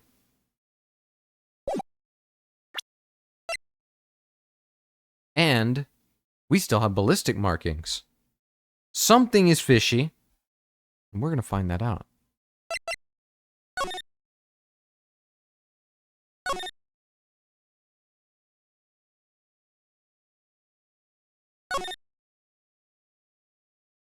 We just don't understand why the murder weapon was fired twice. Will the witness state his name and profession? Miles Edgeworth. I am a prosecuting attorney. Mr. Edgeworth. 15 years ago, you mistakenly killed your father, Gregory Edgeworth. Is this correct? It is correct. Then testify about this matter to the court. When Edgeworth was telling me about his dream yesterday, I noticed something. One detail didn't quite fit. That will be the key. But only if I can get it to work. Please. Please. I've got you now, you son of a bitch. I don't know how I'm going to prove it's you, but I'm going to prove it. That day, I had gone to the courtroom to observe one of my father's trials. As we were to leave, an earthquake struck, trapping us in the elevator. My father and Mr. Yogi lost their composure and began to argue. Just then, something heavy fell at my feet. I picked it up and threw it at Mr. Yogi. I wanted them to stop fighting. A moment later, there was a single gunshot. That is where I get you, Edgeworth. And a scream. It was a terrible scream. I remember it to this day. That's all.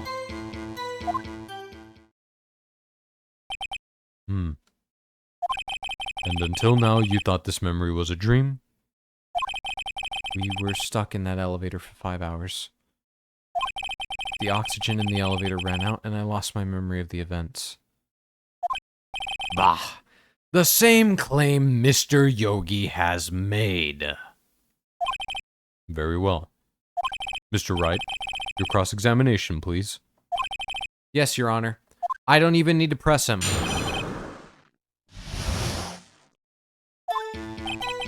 I don't even need to press you, Edgeworth. You said something that was a smoking gun. I have been thinking about this since yesterday. Since yesterday, I have been thinking about this.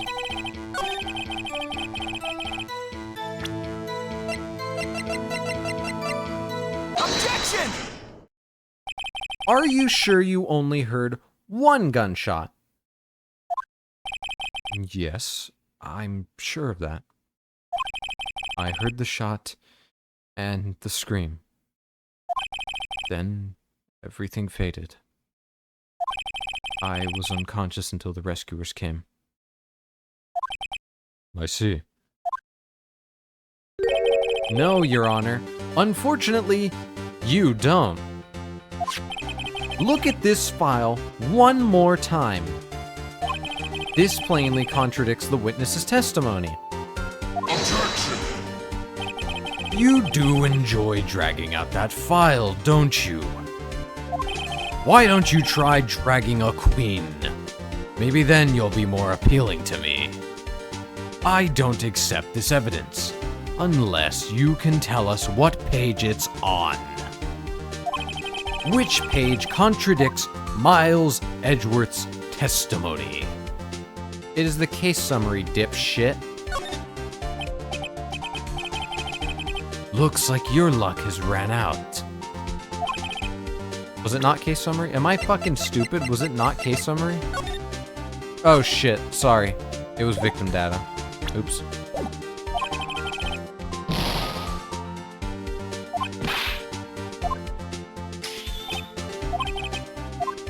Yeah. Let me triple check just to make sure I don't get this wrong again. Victim data, yes, okay. My bad, sorry. I had the last one in. Look at the victim data in this file. It says it quite plainly. The murder weapon was fired twice. Miles Edgeworth only heard one gunshot. Yet, the murder weapon was fired twice. The first shot was the accidental firing when the pistol was thrown. So, who fired the remaining shot?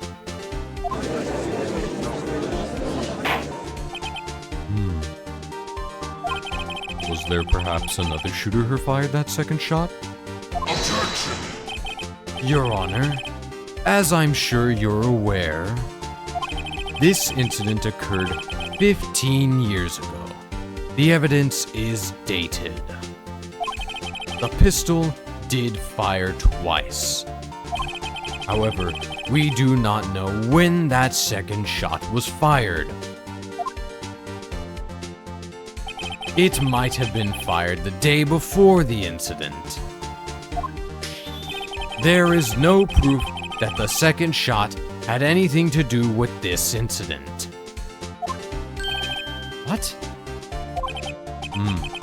I see. You do have a point.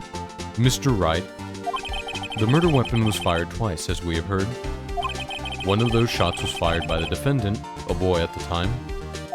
Do you have any proof that the other shot fired had something to do with the case? Yes, I do. Your Honor, I think I will be able to show you proof. What? Impossible! What is a man? A miserable pile of evidence.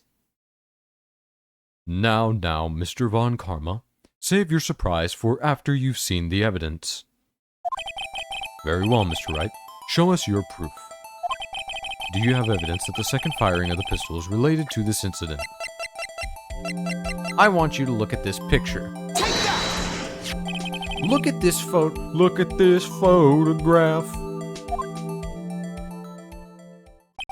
This is a photograph of the scene of the crime, 15 years ago.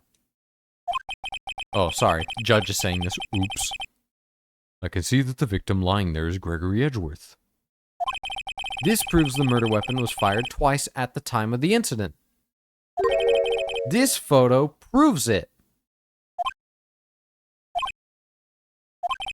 So, let me get this straight. I fucking didn't read that. Your Honor, please get a clue. 30-second ads? Okay, I'll wait. I'll let everyone get out of their ads.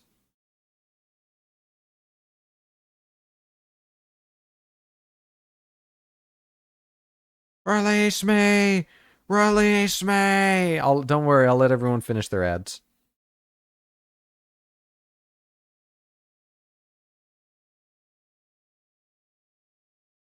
While you guys do that, I am stretching. Hello? One person out of ads. Okay, we'll give it a few more seconds, just in case. Just a few more seconds, just in case. Alright. Show the judge the contradiction in the photo. Take that! As should be obvious, the contradiction is here. I see. A bullet hole in the door. Your Honor, Gregory Edgeworth was killed by a shot from the pistol. Yet, there is also a bullet hole in the elevator door.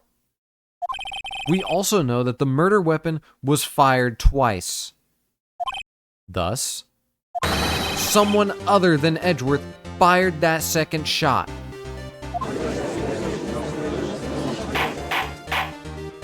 Order! Order! Mr. Wright, what are you driving at? 60 miles per hour? Hey guys, Phil Diaper woke up. Tell him good morning. It's simple, Your Honor.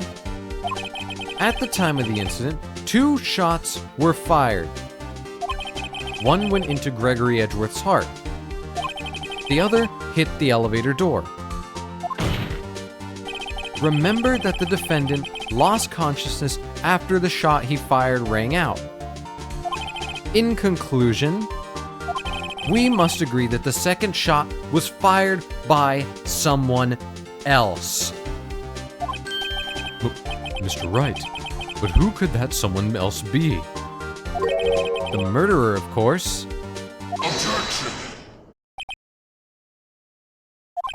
I knew I should have stepped in before your wild fantasies got out of hand. Mr. Wright, look once more at the DL6 incident case file. Look closely. Try the case summary page. The case summary. That's on page 1. Look what is written there. Not a single clue was found on the scene. If the pistol had indeed been fired 2 times, then the other bullet would have been discovered on the scene. He does have a point. That second bullet has never been found. Why? Because the second bullet does not exist. The bullet that claimed Gregory Edgeworth's life was the one fired by his own son. That is the truth of this matter. The whole truth and nothing but her butt. I mean her truth. I mean the truth. Shit. Damn it, Wright, see what you have me saying now. It was undoubtedly something else that made that bullet hole in the door.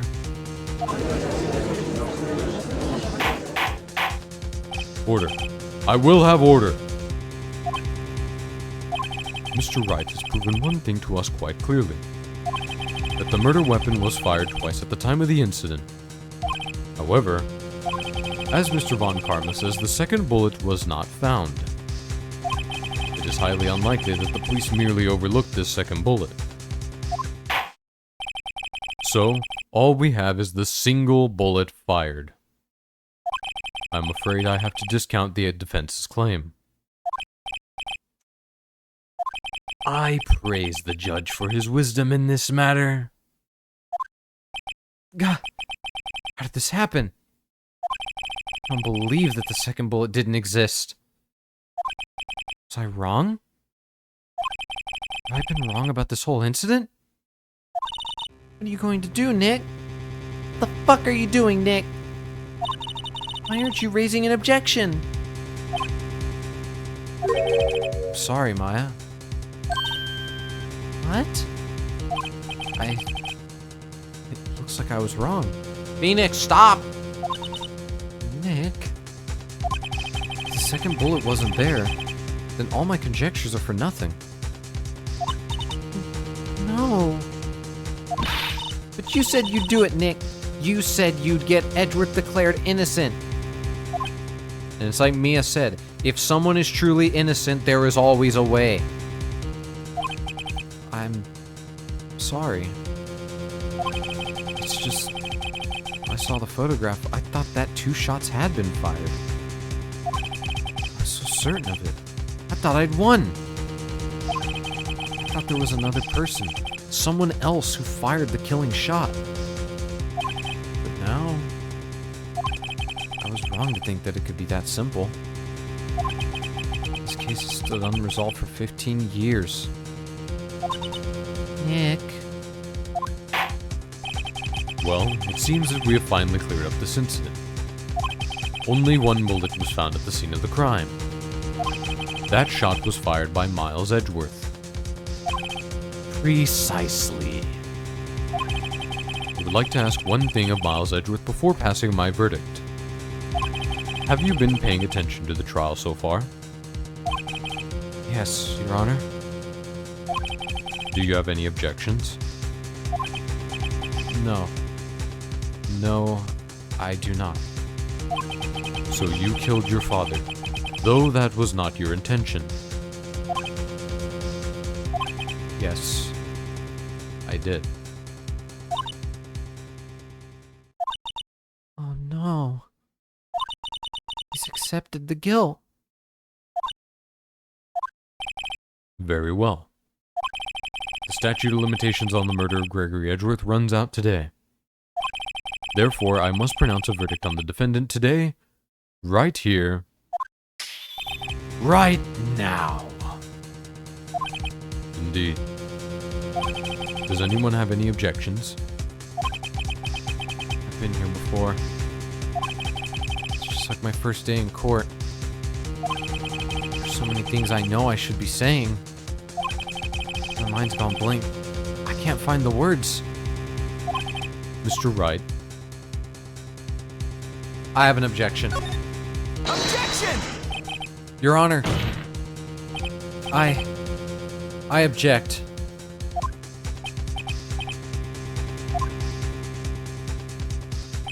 Mr. Wright, on what grounds do you object? Nick? I don't know. His case is perfect. Oh no. Yeah. Must exist. The second bullet.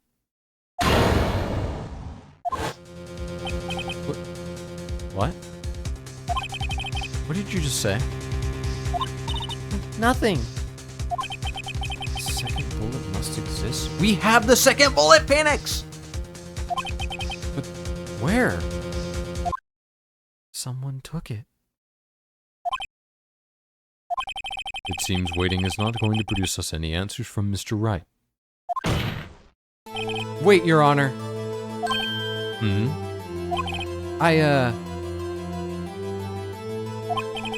The second bullet. It existed. What?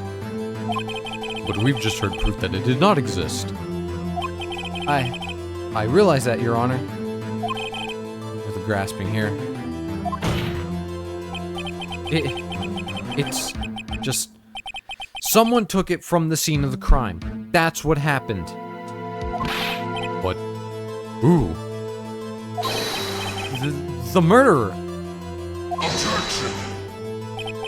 The murderer? Then tell us, just who is this murderer? I'm still thinking about that one. So the criminal took the second bullet. But why? Huh? First of all, how would they have found it? It's not easy to find a stray bullet, Mr. Wright. Was there some pressing need for the murderer to search for that bullet?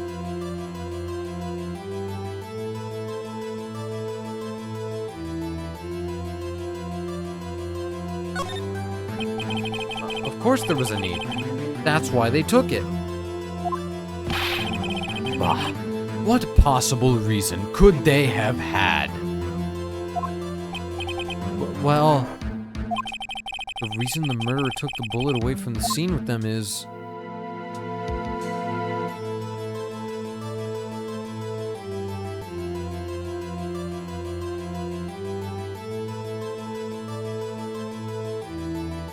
The bullet would be proof.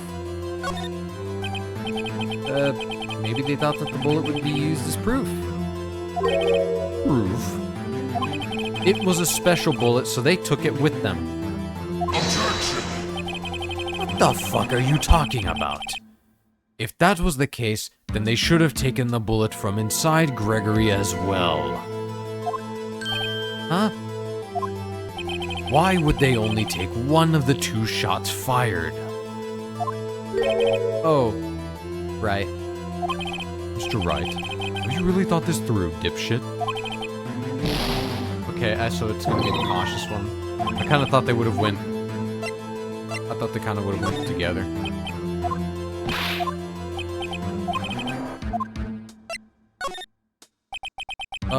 Well, the murderer was a very cautious sort, you see?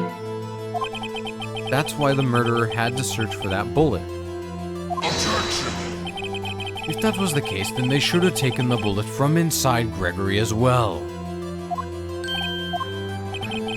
Why would they only take one of the two shots fired? Phoenix, you could have made a case for that, though. Because one of them was an accidental shot. You could have made a case for that. Oh, God.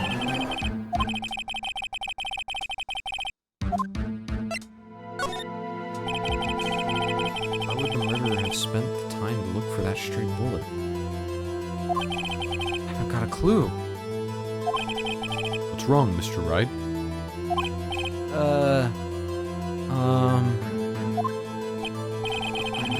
The murderer had no reason to take that bullet. You don't want to admit it, but it's true. Had to take it. Had to take it. Murder. What does that mean? You're thinking too normal. Think crazy, you stupid fuck. Don't think why the bullet was taken. Think why the bullet had to be taken. Mr. Wright, Yes, Your Honor. I have no idea what I'm doing. Well, the murderer had no intention of taking the bullet from the scene. But, the murderer had to take that bullet. had to, Mr. Wright. What do you mean? Well, for instance... For instance, what? Maybe the bullet, hit the murderer. The bullet hit the murderer? Oh, wait a fucking minute. Would the bullet Miles have accidentally fired off shot the actual murderer? Would it have shot him, so he had to get rid of that bullet, otherwise it would have revealed it? Just saying, for instance. I mean, if it hit you, you would have had to take it with you, wouldn't you? It's not like you could perform surgery right there. You know?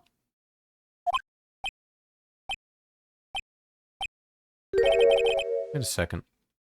I was just talking off the top of my head, but what if that's really what happened? Let me get this straight. So at the time of the murderer themselves was shot. And they left with the second bullet still inside of them, thus leaving only one bullet at the scene of the crime? Yes. I guess that's how it would work, yes. But there's a problem with that. The other two people rescued from that elevator, Miles Edgeworth and Yanni Yogi, were both unharmed. So that would mean... The murderer came from outside. Yes.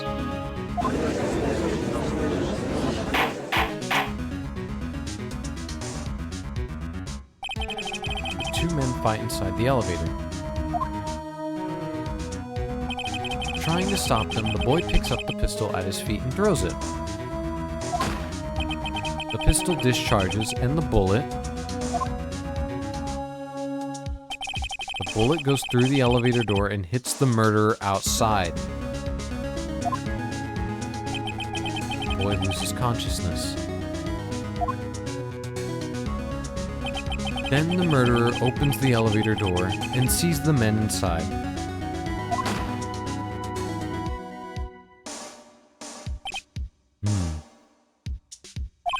Mr. Wright, you are truly the most unpredictable defense attorney I've ever known. I can tell you're grasping, yet I cannot deny the possibility of what you say. What are you saying? Deny it!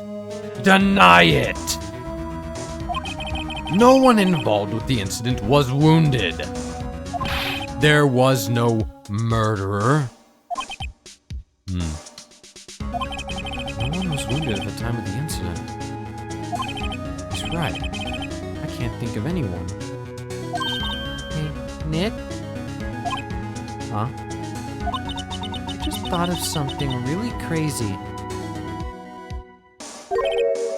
Crazy? Remember what Mr. Grossberg said yesterday? Gregory Edgeworth dealt a blow to his perfect trial record. Wow. It must have been quite a shock for Von Karma. He took a vacation for several months after that, you see. Yes, an unusual event even for the man. That was the first and the last vacation he's taken in his many years of prosecuting. Wait a minute! If Von Karma did it, he will either have 1, damage from it, nerve damage, meaning he can't really use his arm, or 2, he will have had a scar on his arm. What if Von Karma didn't take that vacation because of shock? But took it because he was injured. Which would mean... It could only mean one thing. he was the murderer in the DL6 incident. I was fucking right. He was the man who shot Gregory Edgeworth. It was Von Karma. Oh man. Something wrong, Mr. Wright. You seem dazed. No, Your Honor. Well, you have indicated that the possibility that the murderer came from outside. Can you give us the name of your suspect? Oh. Should I come out and say it now? I'm gonna save here real quick. I don't think I have a better time than now.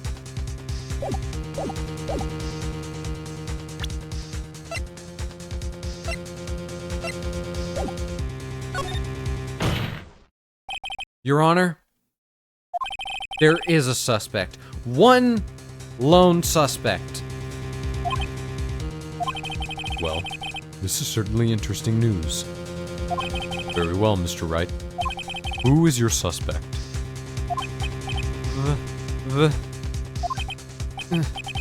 My hands are shaking. What? Virgin? You are saying that he was shot by a virgin. Von Karma. Von Karma? Fucking bitch. I like the way he looked. This man knew something was up. He's cooked. You mean the Von Karma, the prosecutor, the one standing right over there. Ah. You don't object? I see no need. Why honor this ridiculous outburst with my objection? Because you took a vacation for several months starting the day after the incident. Yet you pride yourself on a perfect record. Why would you take such a long vacation without any reason? So you're claiming that I took a vacation to heal my injury from the incident? Fascinating. Prove it. I would have needed surgery, no? Where did I go under the knife at, Mr. Wright? Bring the doctor that operated on me. Have him testify. Nick, let's find out whose doctor is. It's no use. Edgeworth? I know Von Karma. Perhaps too well. He's perfect. He wouldn't leave clues. He probably didn't undergo surgery. That would leave the doctor as a witness. Nobody's that perfect. So what, Nick? Did Von Karma pull the bullet out by himself? That's insane. No, he couldn't have. You can't just pull bullets out of yourself. I mean, yeah, you can. Wait. What does that mean? That bullet has to be somewhere.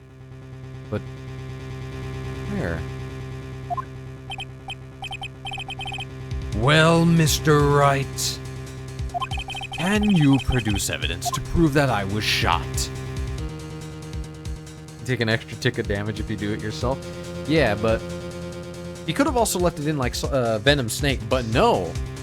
I do have evidence, maybe.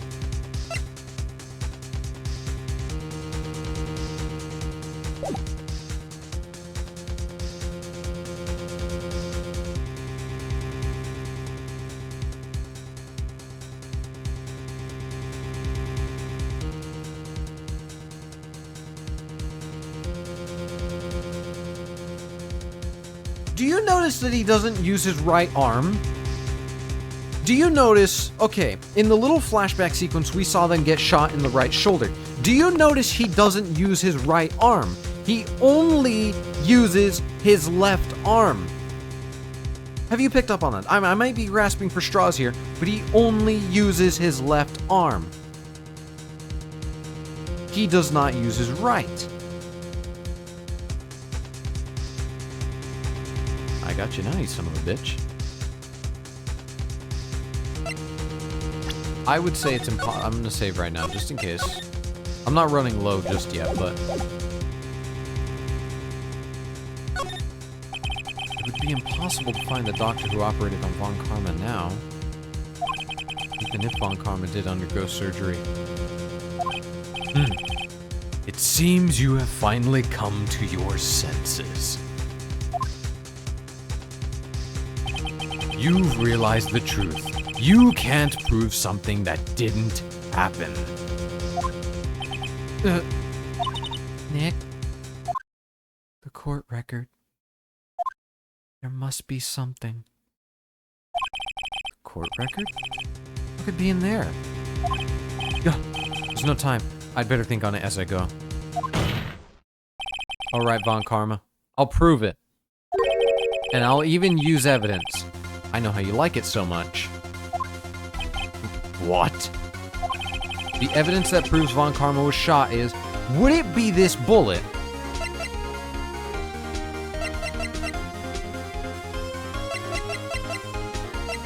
Take that!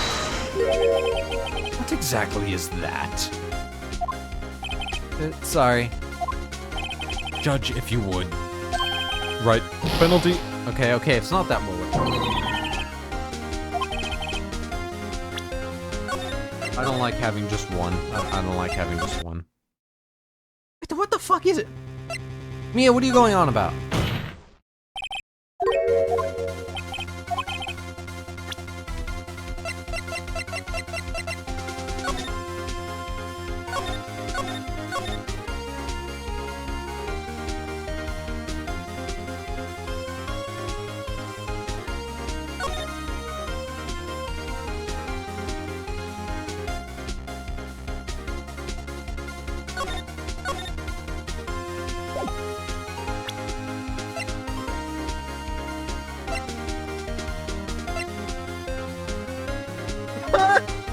Wait!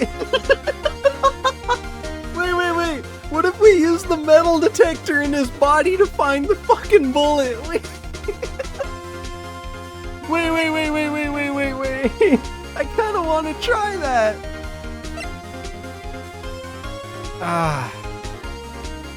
That would be funny.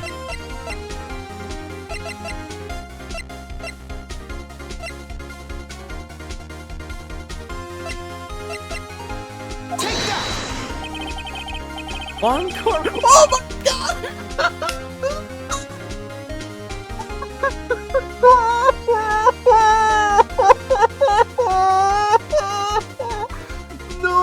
No way this is right. No way this is right. Please don't tell me I just got this. Von Karma is perfect. He wouldn't risk surgery, leaving an evidence trail. So then, I ask, where is that bullet now? I think it unlikely that Von Karma performed surgery on himself. You don't mean... I do. There is the possibility the bullet is still inside Von Karma.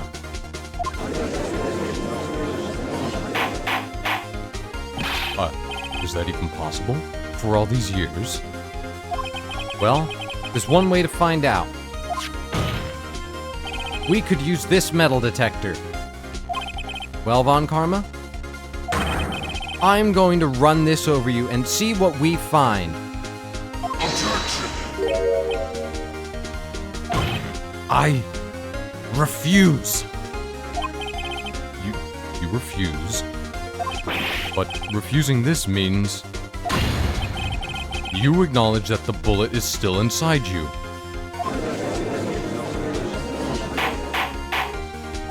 Order! Your Honor, the defense requests that we be allowed to use the metal detector. Judge, I call for a suspension on this trial. This is an invasion of privacy. They've come into my castle, ruined my candles, and tried whipping me. Wait, that's the wrong family. Never mind, carry on. Objection! The statute of limitations runs out on this case today. It was you who said we had to end it right here, right now.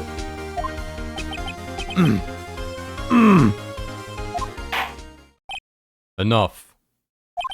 I permit the use of the metal detector. Mr. Von Karma, you will submit yourself to testing. Nick, what does this mean? I don't know, but we have to give it a shot.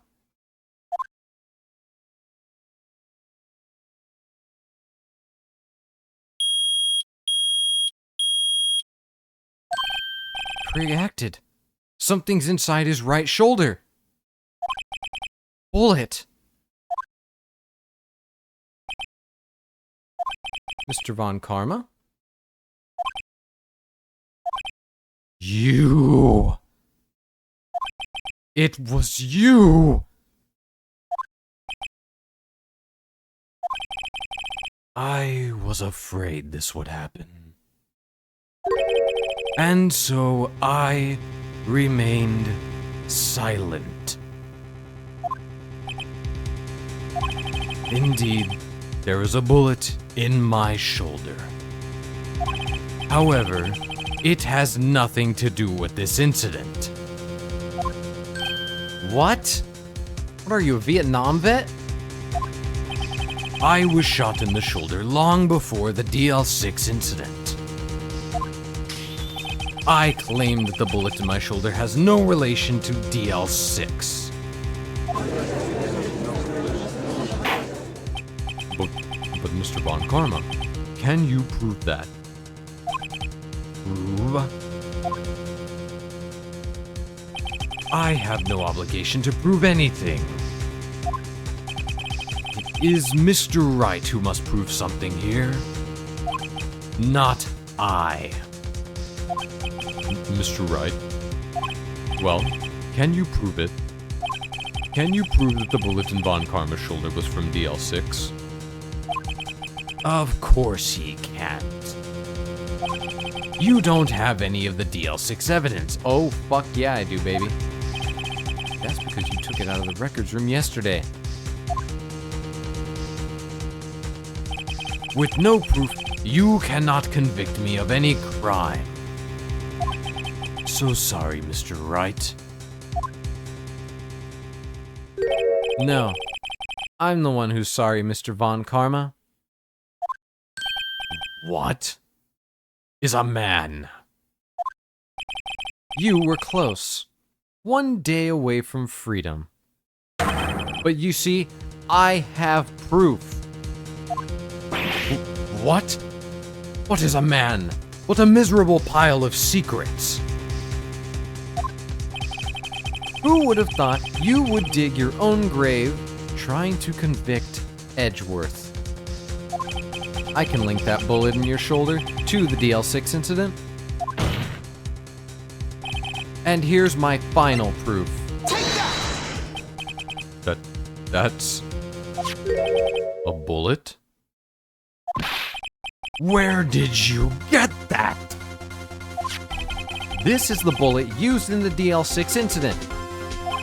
This was taken from the heart of the victim, Mr. Gregory Edgeworth. The bullet is preserved quite nicely, with all the ballistic markings intact. Ballistic markings?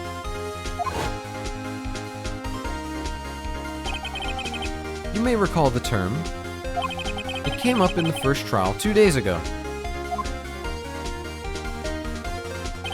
Ballistic markings are the fingerprints of a weapon. All bullets fired from a gun are marked with that weapon's unique pattern. By examining the markings, you can tell which weapon fired the bullet. It's quite accurate. For Gregory's stain in his career, for Phoenix stabbed him with the criminal record. Exactly. And for Edgeworth, he's so unbelievably in love with Phoenix, they are going to shatter every bed. We have 2 bullets in our possession. One, the bullet removed from Gregory Edgeworth's heart. The other, Mr. Von Karma, is the bullet buried in your shoulder. We could analyze both bullets. Then, if the markings matched, we would know that both bullets had been fired from the same gun. The very same pistol. In other words, the murder weapon that killed Gregory Edgeworth.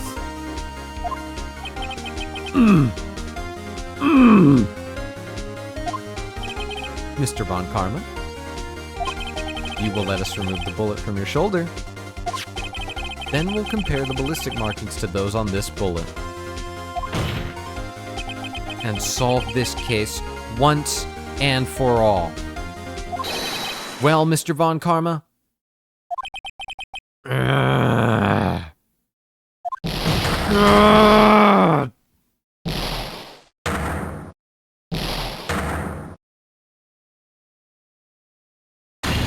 lot of weird noises. That scream. I've heard that scream before. Right. I know.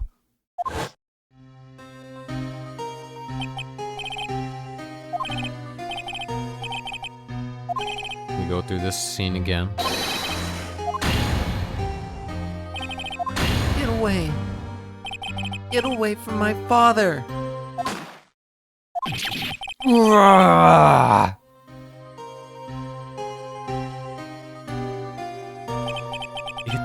that scream I heard in the elevator 15 years ago. Von Karma, it was you who screamed.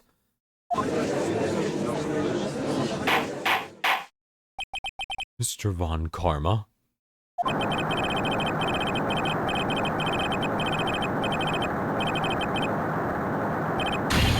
So, it was you. You and your father are my curse. You okay? You okay?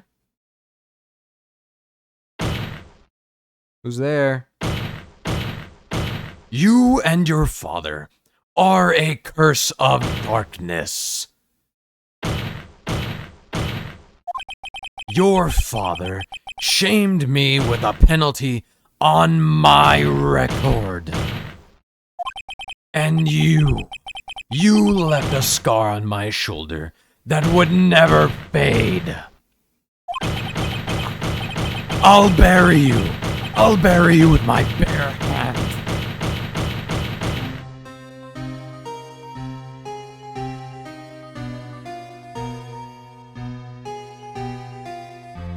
$15 earlier.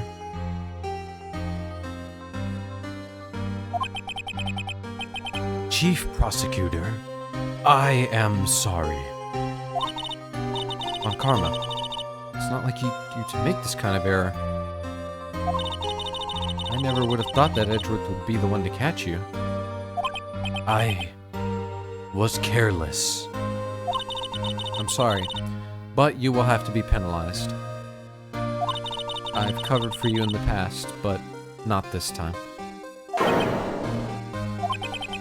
Edgeworth. It was a shock like none I had ever known. Me? Penalized. It took hours for me to regain my composure. Suddenly, I found myself in the darkness. I was in the court records room.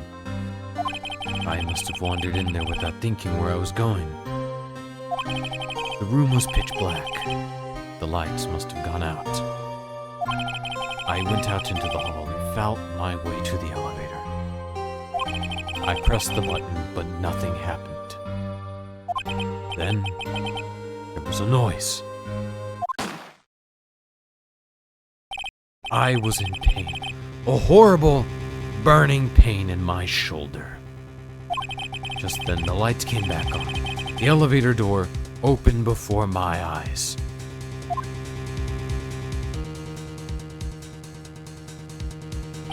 I saw 3 people inside, all lying unconscious from oxygen deprivation. Much to my surprise, a pistol lay at my feet. I knew then it was destiny.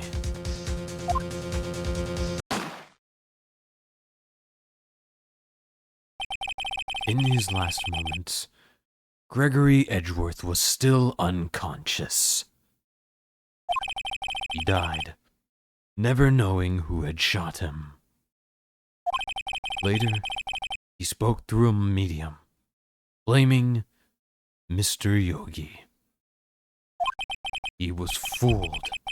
It was the perfect crime.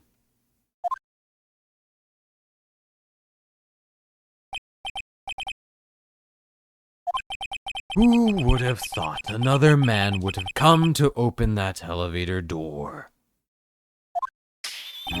Judge! What? What are you doing? Do your job. Bring an end to this miserable charade. Now, end it. Very well.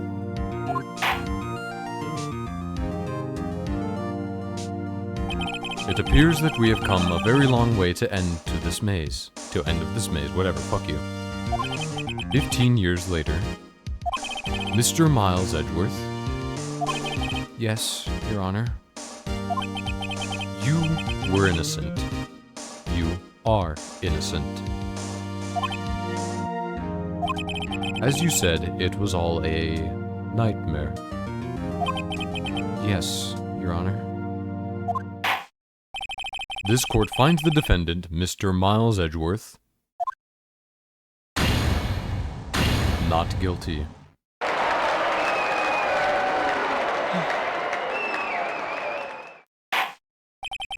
That is all. This court is adjourned.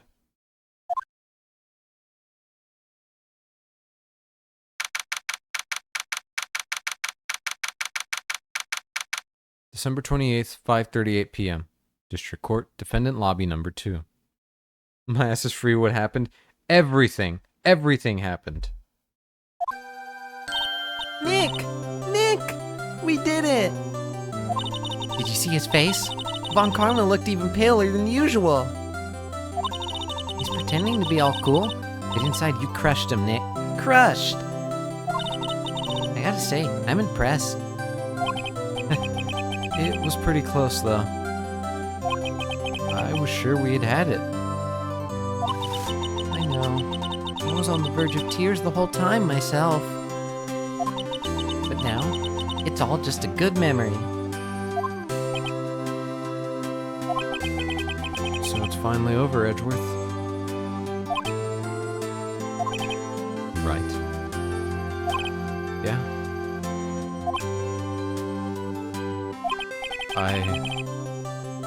I'm not sure how to say this. I know. Try. Thank you. I see. Thank you. Right. You're welcome. I think you could have done that better. Like, what the fuck, man? You two are literally in love. What is wrong with you two? I swear to God. You're genuinely horrible at this, you two. Just kiss, make up, I don't know. Go get married or something. God, you guys are always on the verge of kissing, and yet you're acting like school children. All you do is stutter and not speak and go silent. Just admit you love each other, please. I need to go write on like a forum about this or something. You know how many people would buy this yaoi? Right. What is she talking about? Sorry. I'm not good at this sort of thing. You got a lot to learn, Edgeworth. Dumbass. She's got you there. Whoop! There it is. Amazing, pal. You pulled through just like I thought you would. I'll never forget this. I owe you one, pal. And tonight, let's party. Dinner's on me. Yeah, my salary went down a bit this month. But who cares? See, Mr. Edgeworth, you should take a lesson from Detective Gumshoe. That's how you say thank you.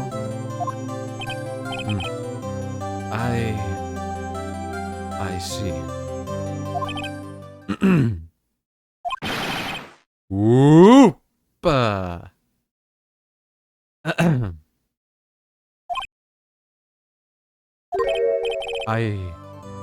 I feel foolish. Don't worry. Take it a little at a time. You'll get used to it. It's been 15 years since I've seen Edgeworth this unguarded. Hey, y'all! I don't know why I'm here, but I just decided to come here. Lotta! Y'all were great in there. Thank you. Yo, Edgeworth, congrats. Thank y'all very much.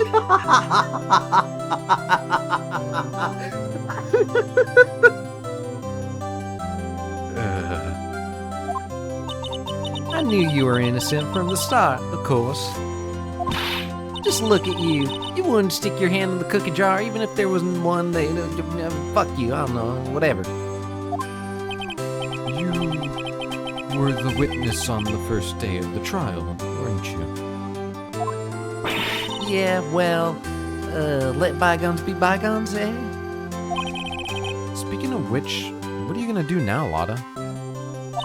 Who, me? Aw, I went back to college. I gave up trying to be an investigative photographer pretty quick. Really? That's too bad. Huh? Isn't that the hot dog guy from the park? Huh? It's over, Nick. My life is over. Why the sad face, Larry? What happened now? Oh, Nick, I'm not long for this world. You don't look sick. It's Kiance. She's going to live in Paris. Paris, Nick. She's leaving me behind. Should have seen that coming. Yo, Edgy, there you are. Yes. Here I am. Congrats, Edgy. Here, little gift from me in celebration. Celebration? That's unusual for you. Harry Butts, you come along tonight too. My treat, pal. Ah. Thanks. Looking forward to it. Yo, Nick. This is Suit that questioned me. When he says treat, that's not police talk for prison food, right? Right? I think you'll be fine, Larry. Oh god, hi, Skeezy. Right. Yeah? What's up? That envelope that Larry gave me, it's got money in it. Well, yeah, that's not strange. People give money away to celebrate sometimes. It's $38, right? Huh? What a weird amount. I mean, it's not a little, but it's not a lot either. $38 exactly. Nick? Wasn't that exactly the amount of lunch money that was stolen from Mr. Edgeworth in school? $38? No. No, Larry, it was you! What are you so surprised about, Wright? Huh? Larry was absent that day from school, right? But that doesn't automatically rule him out as a suspect. What? Think back to that day 15 years ago. Larry took the day off, but he was bored, so he came into school anyway. Then he saw the money lying there, and the rest is history. This never was good at history. Edgeworth, you didn't know, did you? I suspected. I just couldn't picture Larry protecting you like he did that day. Everyone else was saying you did it. The whole class was against you, remember? Yeah? Too well. Right. You may not know this, but we used to have a saying back in school. When something smells, it's usually the butts. I know. Really, Wright? I'm surprised you didn't figure it out. Well, this sure is an unexpected turn of events, huh? Edgeworth. You should have told me. Now, Nick, it was 15 years ago. Just shoot him. Don't you think the statute of limitations has run out, Mr. Edgeworth? I'd say so, yes. There you have it. Where does that leave me? I became a defense attorney because of what you two did. Well, You have always been something of an insufferable emotionalist. Yeah, and you get worked up too easily, too. Death. The death sentence for both of you! Man, if I'd only known, I'd have become a prosecutor. The same goes for me, only the other way around. For the longest time, I thought that I might have killed my own father. I thought I might be a criminal. I became a prosecutor, in part to punish myself. If I had known the truth, I might have become a defense attorney after all. Edgeworth. Want to switch, Wright? Hey, y'all! Line up, I'll take a photo. Hey, photo time. Let's go. And after that, dinner on me.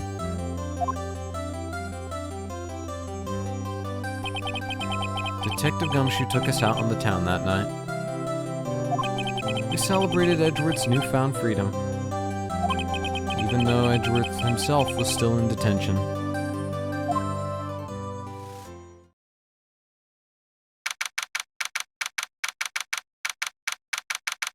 December 29th, 5:02 a.m.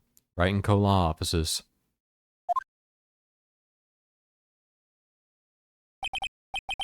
Oh, I went a little too overboard yesterday. Phoenix and Wright in the same seats. Huh? Ah, my head hurts. Huh? It's still only 5 o'clock. Maybe I should go back to sleep. Hmm? What's this? A letter?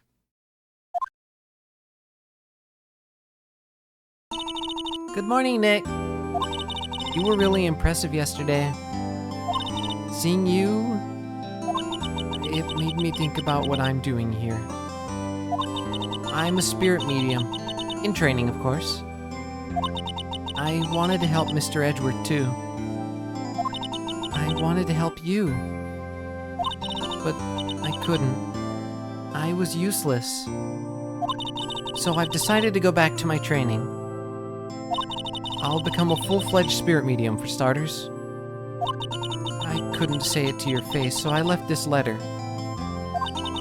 Goodbye, Nick.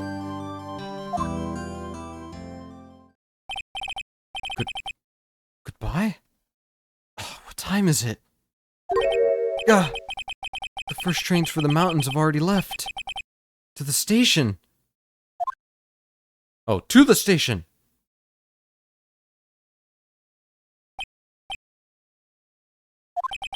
I guess I'm too late. Hey! Nick! Maya!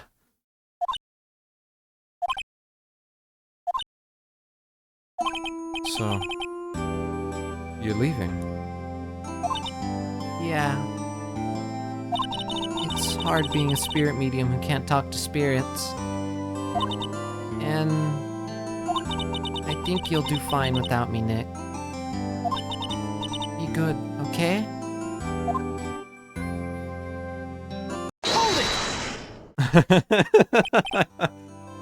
Wait! What? I never could have saved Edgeworth without your help. Huh? On the last day of the trial, I heard her. I heard Mia's voice. You heard my sister? Yes. Only her voice, but still. It was at the very end when I thought we'd lost everything. Well, that's my sister for you. Detective Gumshoe helped, and Mr. Grossberg, and even Larry. I'm the only one who couldn't help. I was useless, Nick. But you were the one who stopped Von Karma, Maya.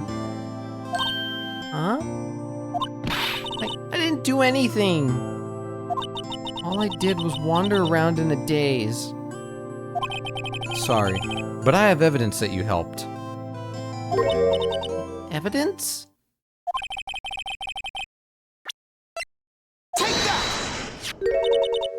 bullet? Von Karma was convinced he had taken all of the evidence pertaining to DL6. But you were the one who rescued the last piece of evidence we needed. This was the bullet that put an end to Von Karma. And you were the one who gave it to me. Nick. Thanks, Maya. Couldn't have done it without you.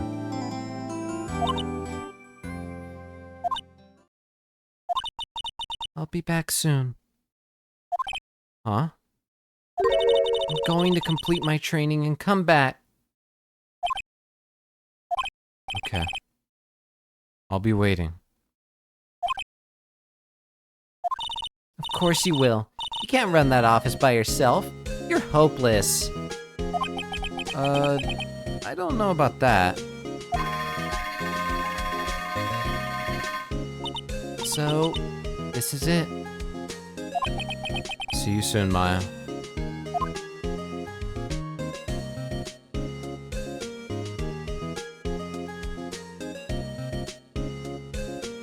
Thanks, Nick.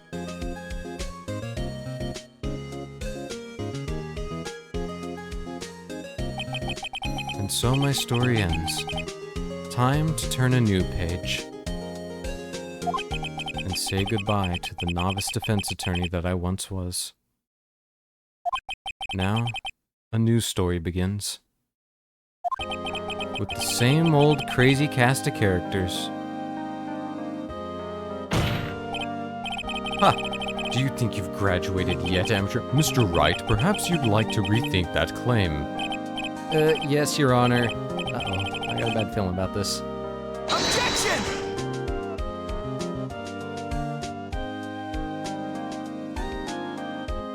They didn't kiss, my fanfic is ruined. You don't understand how, in love they were the whole game. Hey, pal. Mr. Edward came down to the precinct to wish me a Happy New Year. Talk about a pleasant surprise. Whoop! Detective Gumshoe! Then he hung his head low and went right back outside. Kinda like he was embarrassed or something. Strange, huh?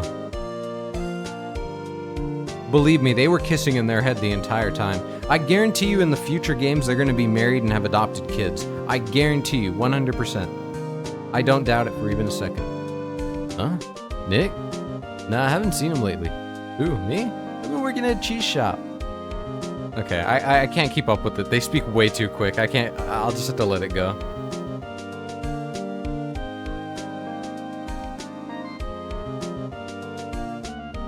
This was a really, really good game. I really enjoyed it. Time for Apollo Justice, I guess. Fuck the timeline. We jumping. No, we're jumping to the Great Ace Attorney now. We're skipping it and we're going straight to the Great Ace Attorney.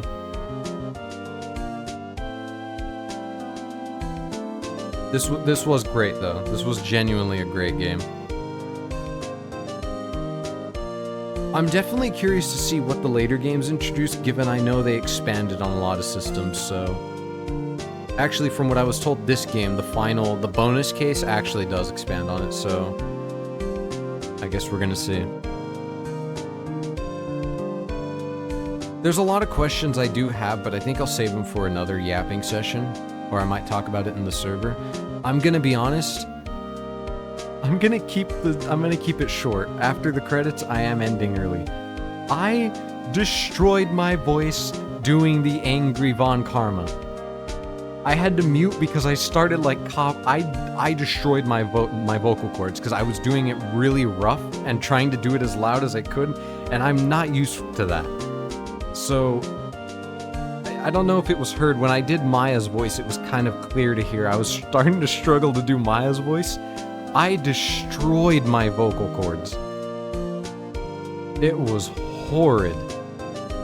So I have to recover from that. So I'm going to keep the yapping sessions short.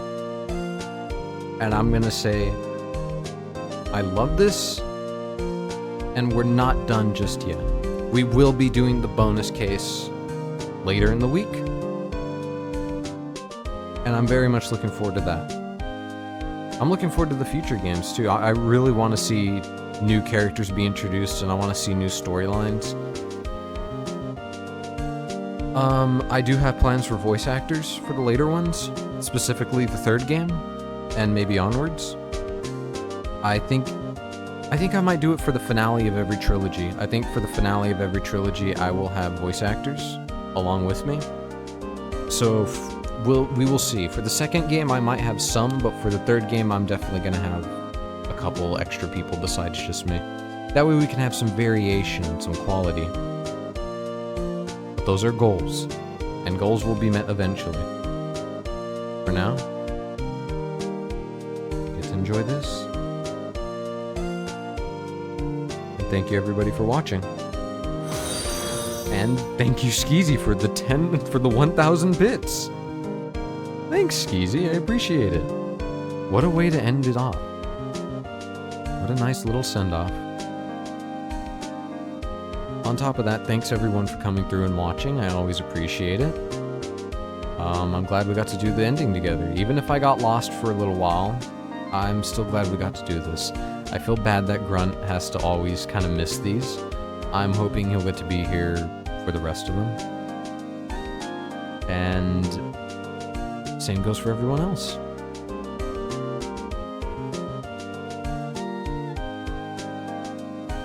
The kids saw Will Powers inside the fucking key. Yeah. Aw, hey, Mio! Yeah!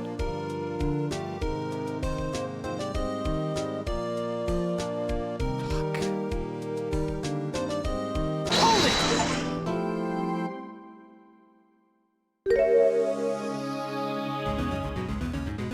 And this will be next time.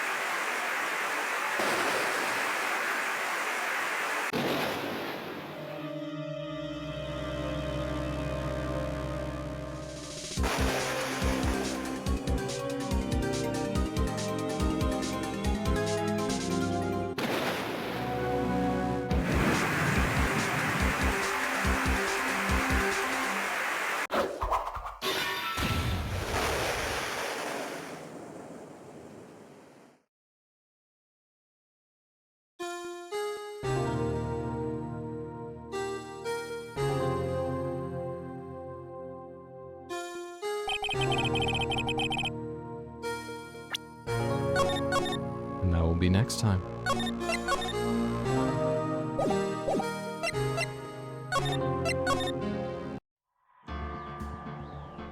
Thanks, everybody. Be ready for next time.